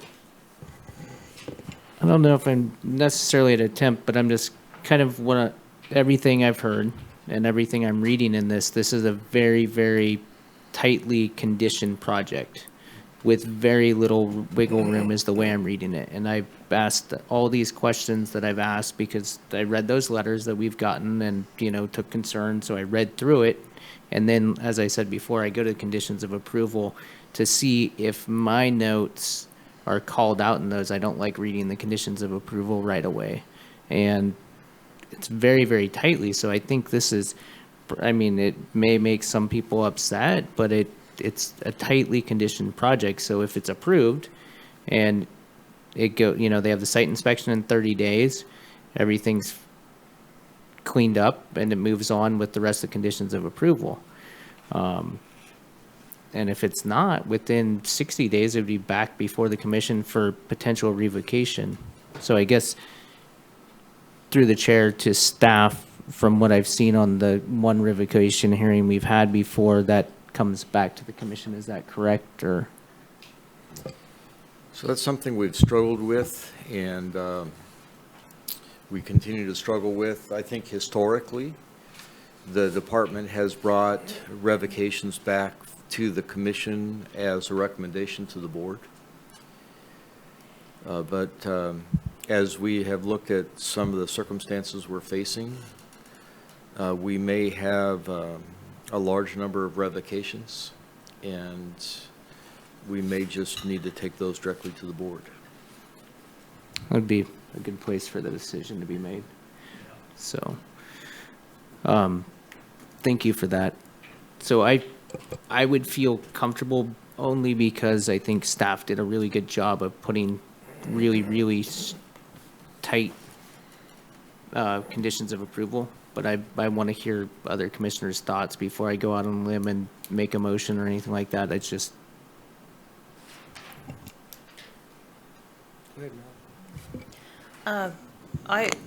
The rainwater catchment, just tonight, we've seen between 300 and 500,000 gallons for projects that are only twice the size of this. This has 20,000 gallons. So, I mean, for me, I would need to see another zero on that for rainwater catchment. It should be at least 200,000 gallons in rainwater catchment. Yeah, that's just the most glaring thing for me. Go ahead, Thomas. And you did, I just clarify, I think I heard you say you did read that they have I think it was 400 and something thousand gallons of water storage at the moment. Okay. What was that? I didn't catch it, because the storage right now, right? How much storage? They've got 411,000 existing hard. That they're gonna fill from the wells. Yeah. Right. During the rainy season. Right. They only have 20,000 of rain catchment, which is Right. tiny. Right, I agree with that, about a tiny amount of rain catchment currently, and we've been asking for the permits that have been coming to us for this past 6-8 months now. We've been asking for more rain catchment per year. Well, if you just look at the other ones tonight, we have 300,000, 538,000, 300,000. But most of those weren't mainly from wells. They're- Those are rainwater catchment. Right, Yeah. just straight. Straight rainwater For catchment. Yes.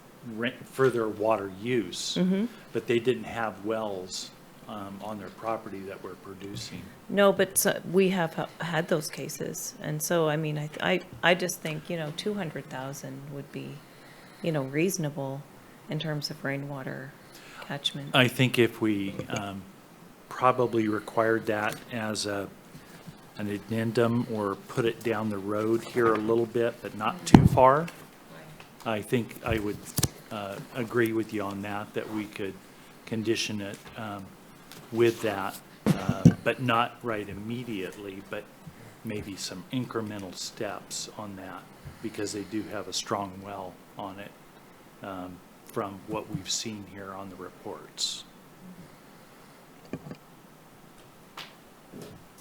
Thomas?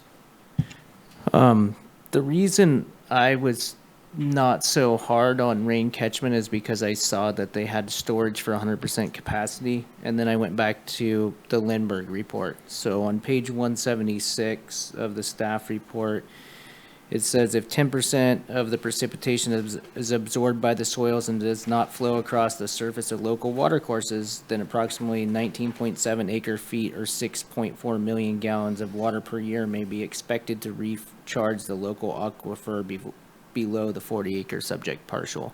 So if they're harvesting 500,000 gallons a year from that well, but is being recharged by 6.4 million gallons. I'm not a hydrogeologist, so I just went back to that report. So that's where I was a little bit not as concerned on the rain catchment, because there was the geological analysis of what the aquifer was going to be recharged with. So I didn't feel that they were, what's the term someone told me, mining. They were harvesting instead of mining, according to this report.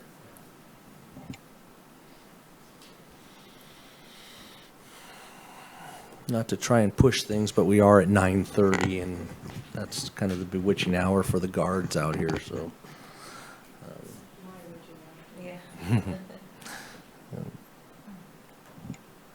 So I guess Commissioner McCaver, are you stuck on the rain catchment to be able to move forward?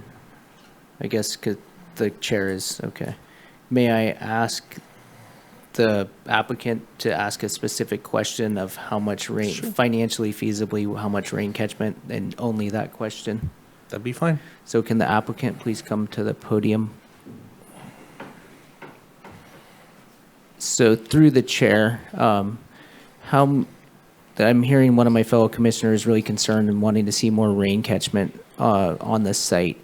I heard a number of about 200,000 gallons of rain catchment they would like to see. Is that something if that condition was added into the project, is that something you would be amendable to?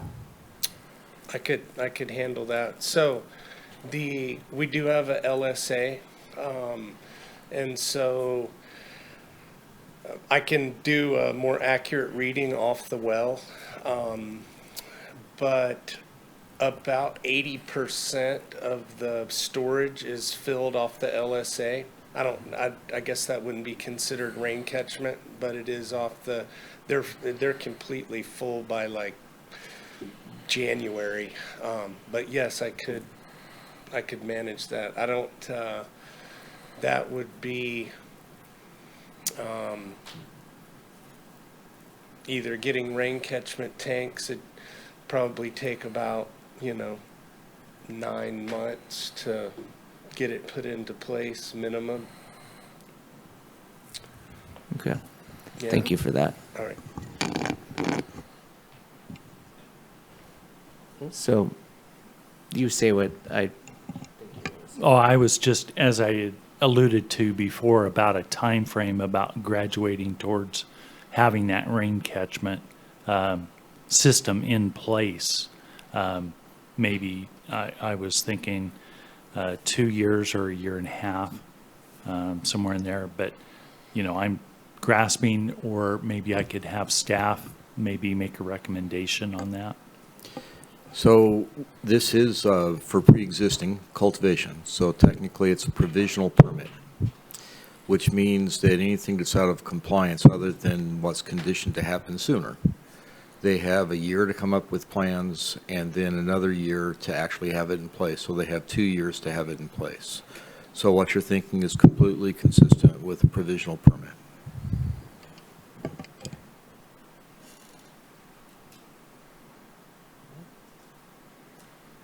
That actually gives me more misgivings.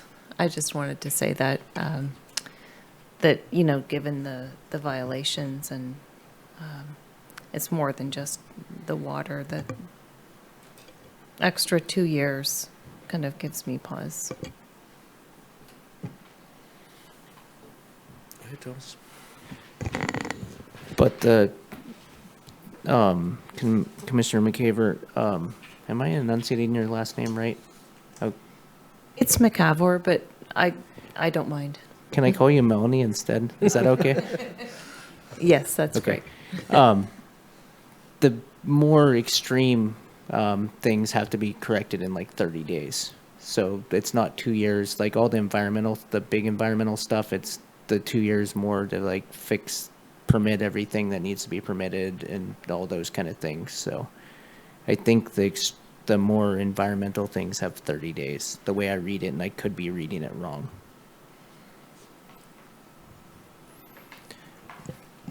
If I could, just to clarify, Commissioner Mulder is exactly correct. There is, that's why I said, unless it's otherwise conditioned. And you can modify that time frame if you want, but realistically, it takes time to get tanks, especially 200,000 gallons of tanks. And then you need to have the tanks in place for the rainy season. So that's just practically some things to consider. I understand your concern. And so that all of the soil and all of those things, the restocking of the timberland, everything else would be within. The immediate violations need to be done immediately. The stocking of the timberland, I think that has a little bit more time because there's going to need to be preparation, planting, monitoring, that sort of thing going on. But in terms of getting rid of the soil with the perlite in it, in terms of removing lights, and in terms of those immediate violations that are existing violations, those are 30 days.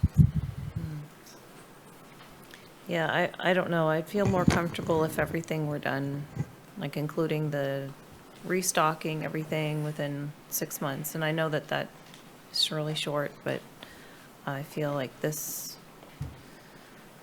is a bit of a special case. So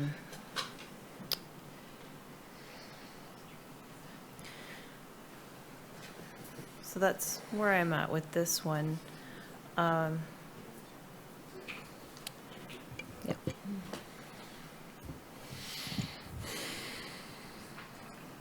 So we need 4 votes. Correct? There's 6 of us here, right, Chair? So we need 4 votes, so to move forward. And I've heard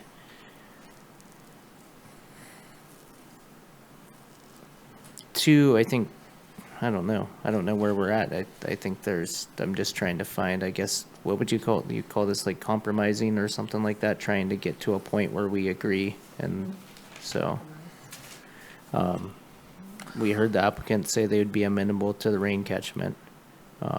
So I'm hearing, would you be interested in making a motion that would, possibly, well, I'm trying to hear your concerns, so I'm asking you to make a motion, like possibly so that way I could really truly hear your concerns and how you would want those different conditions of approval, is what I was asking.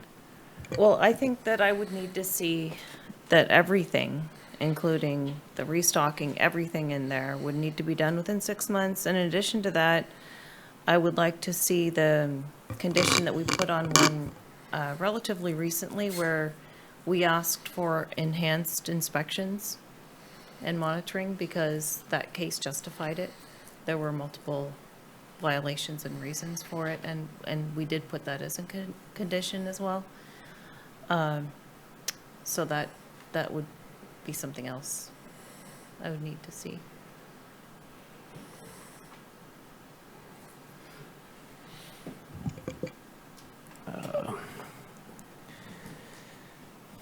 Okay, I see. I wouldn't be in support of the enhanced monitoring. The way I read this project, and it looks like there's a residence on site and a commercial operation. That there was a project that was a commercial operation, I believe, in Redcrest area, no residents on site, and that was an enhanced monitoring thing. If someone lives there, I don't really support the enhanced monitoring, and I understand everyone's beliefs in that.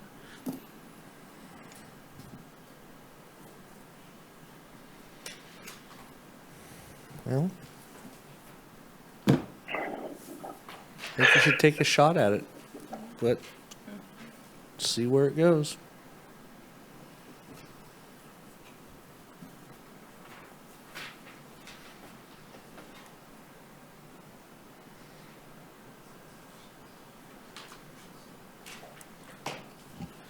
So I guess I'm gonna make a motion just to, I mean, we're at that motion time, I guess. Adopt the resolution to find that commission has considered the addendum to the adopted mitigative negative declaration for the commercial medical marijuana land use ordinance as described by section 15164 state CEQA guidelines, make all the required findings for approval of the conditional use permit and adopt resolution.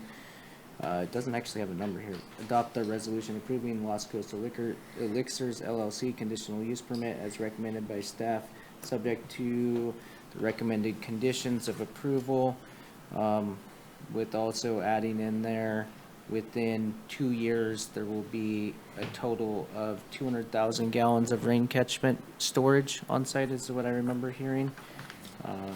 Within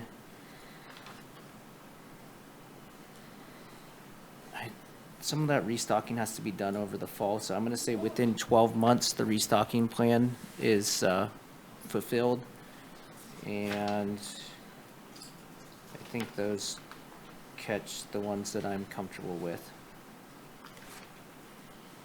The restocking, is that the timber restocking? Yeah, the timber restocking. Which is A16. A16. Okay, thank you for that. Yeah, that would need to be completed within 12 months.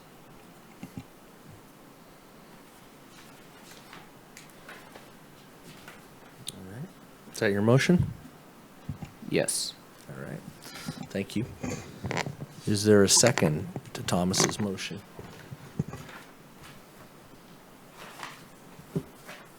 I'll second that. Okay. We have a motion and a second. Is there any further discussion on it? Brian, we haven't heard you. You will. Okay. Yeah. All right. Oh, Tripp, I guess that means roll call vote. Peggy O'Neill, No. Thomas Mulder, Yes. Melanie McCaver, No. Mike Newman, Yes. Brian Mitchell, No. Alan Bongio. No. All right, so the motion Fails, 2 to 4. Fails. That's kind of where, 4 to 2. that's So- why I just went out and made the motion, And so then now- it seems like the other motion, just because otherwise we're gonna sit here and talk for 20 Right, minutes. and that's why I was trying to get a motion out there. So we have a failed motion, Director. Have a failed motion, that is correct. So you can try to make another motion that would pass tonight. You can give direction to staff to come back with some things. You can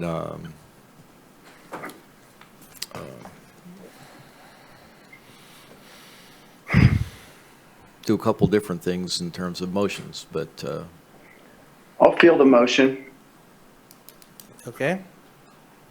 I move that we deny the project because of the fact that the public testimony has shown that the project is not in the public best interest, and the applicant has failed repeatedly to follow the rules and regulations set forth by the County of Humboldt. Okay. Thank you, Brian. We have a motion. Do we have a second to that I'll motion? second that. We have a motion and a second. Any further discussion on that motion and second? Go ahead, Thomas. I don't support that because I think the overall plan of the ordinance is to try to bring environmental projects into compliance. I know there's some issues here and there, but if the overall longevity is trying to improve the environment and get these places cleaned up, I'm just thinking about the long-term viability. There's a few projects out there I've seen that are just abandoned or not taken care of. Is the county going to end up, not saying this project specifically, but is the county going to end up with these properties that just walk away from their permits or, get denied? So that's where I'm leaning, and that's why I'm not going to support the motion. I agree with the cleanup part, which is why I'm in favor of putting extra conditions such as enhanced monitoring and inspections on questionable cases. Well, perhaps there could be something coming back with additional conditions and timeframes. Because I'm hesitant to, I will not, I would not deny it. I would not vote to deny this at this point in time, because I think there can be some sort of compromise and brought into compliance on this project. I think it can be done. And I would hesitate in outright denial at this point. We do have a motion and a second on the table, so unless they want to rescind that, I'm going to call for a vote on that second motion. Brian being the first and Peggy being the second on it. Yeah, go ahead. Sorry, Trip. I'm not a fan of enhanced monitoring, and if it's a residence type thing, if this motion didn't go through, would you be interested in an enhanced monitoring for like the life of the provisional license? And if they basically like a probation period, if enhanced monitoring was successful, then it would be to like a 12-hour, 24-hour notice for the next year, and kind of like that type of structure, or always enhanced monitoring if something like that would happen? I hadn't really given a lot of thought to the long-term structure of it, but I think there would definitely need to be at least, quarterly inspections for the first couple of years.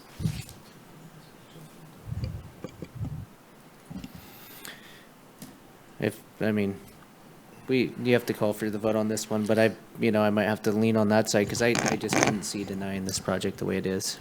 I have a real problem asking for the inspections, not for the reasons you do, Thomas, but for the reasons that we don't have the staff to go out and do them, and we've been told that time and time again. I mean, we're having a hard time doing the things that we require now, so I have reservations on that. So we have a motion and a second. I think we should have a vote on it, and if it doesn't go anywhere, then we'll try number 3. Alan Baggio, So yes. Brian Mitchell, Yes. Mike Newman, No. Melanie McGabber, Yes. Peggy O'Neill, Yes. and Thomas Mulder. No. All right, so the motion carries to deny the project. And that's it. Thank you for your time. All right. So that brings us back to, we need to direct that appeal to, I'm sure that's what Cliff is talking to him about right now, but I will. You can appeal to the supervisors on this, and I'm, I was just asking, we've never received the violation letter that they're talking about, so we're not made aware of the violations that you guys are speaking on. There was an inspection on November 30th, and they never went through the proper channels to give us that information. I just wanted to, that's all I was stating. thank you. So, Director, we need to give you some direction as to going to the supervisors on the discussion we had earlier, or are you clear on that? I'm clear. We're going to bring that back on July 7th. Okay. I thought there was mention. Maybe that was just you saying No. something.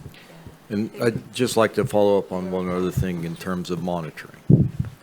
Tonight, there is a crew out in Honeydew monitoring for lights. Excellent. Okay, so Very glad to hear that. Thank you. we're getting out 4 to 5 times a month. I mean that doesn't sound like a lot, but Hey, at least you're getting out there, so that it's a good change. Thank you. Thank you, Director. All right. could I ask one more favor of the commission? Absolutely. So the Nordic Aqua Farms project is making its way towards you. We would like to ask for a special meeting on July 14th with the backup for a second hearing on July 21st. That would give you public hearings in July, on July 7th, July 14th, and July 21st. I know that's asking a lot. We've done it before. I'm Yeah. okay with it. I'm fine with it as well. I'm not going to make a comment. My wife's with me, and I know one week in July, we're supposed to take our son to. And you should. Whatever it There's is. one of those, I know there's one of those weeks. That's that- why there's 7 of us. Okay. That's, I cannot commit to you 4. cannot No, live your no, life commit by to this, 4. coming from somebody who makes every meeting. So that's the Uh, following night. Yeah, so the Yeah. 7th, 14th, and 21st, or 21st, Is yeah. this your last meeting, Director?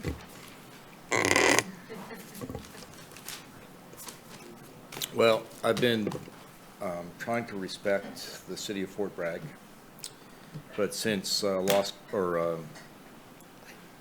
Red-Headed Black Belt has already leaked this, no. So that is true. You're saying. Yeah. Congratulations. Well, thank you. Oh, What? you're I'll staying tell ya. permanently? Yeah, well, as permanently as it can be. As any permanency? Oh, well, I'll be the first to that's tell great. you. Oh, This is the thank best you. thing for our county. I did not know Thank that. you so much. That is amazing. Congratulations and, yeah, That's a welcome. selfish thing to do. Thank you.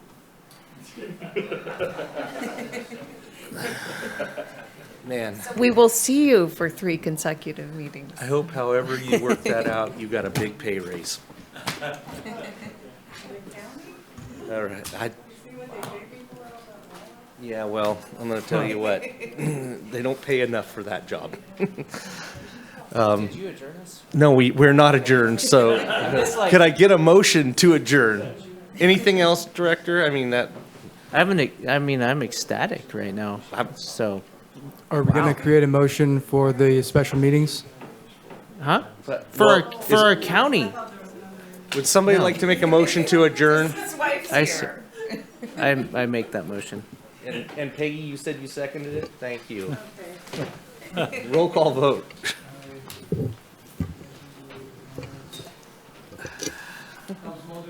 Yes. Yes. Yes. Thank you. Mike Newman? No, I want to stick around here. Yes. Sure you don't want to change that? Brian Mitchell? Yeah. And Alan Bongio? Don't sound so excited, Brian. All right, good night, everyone. We're adjourned.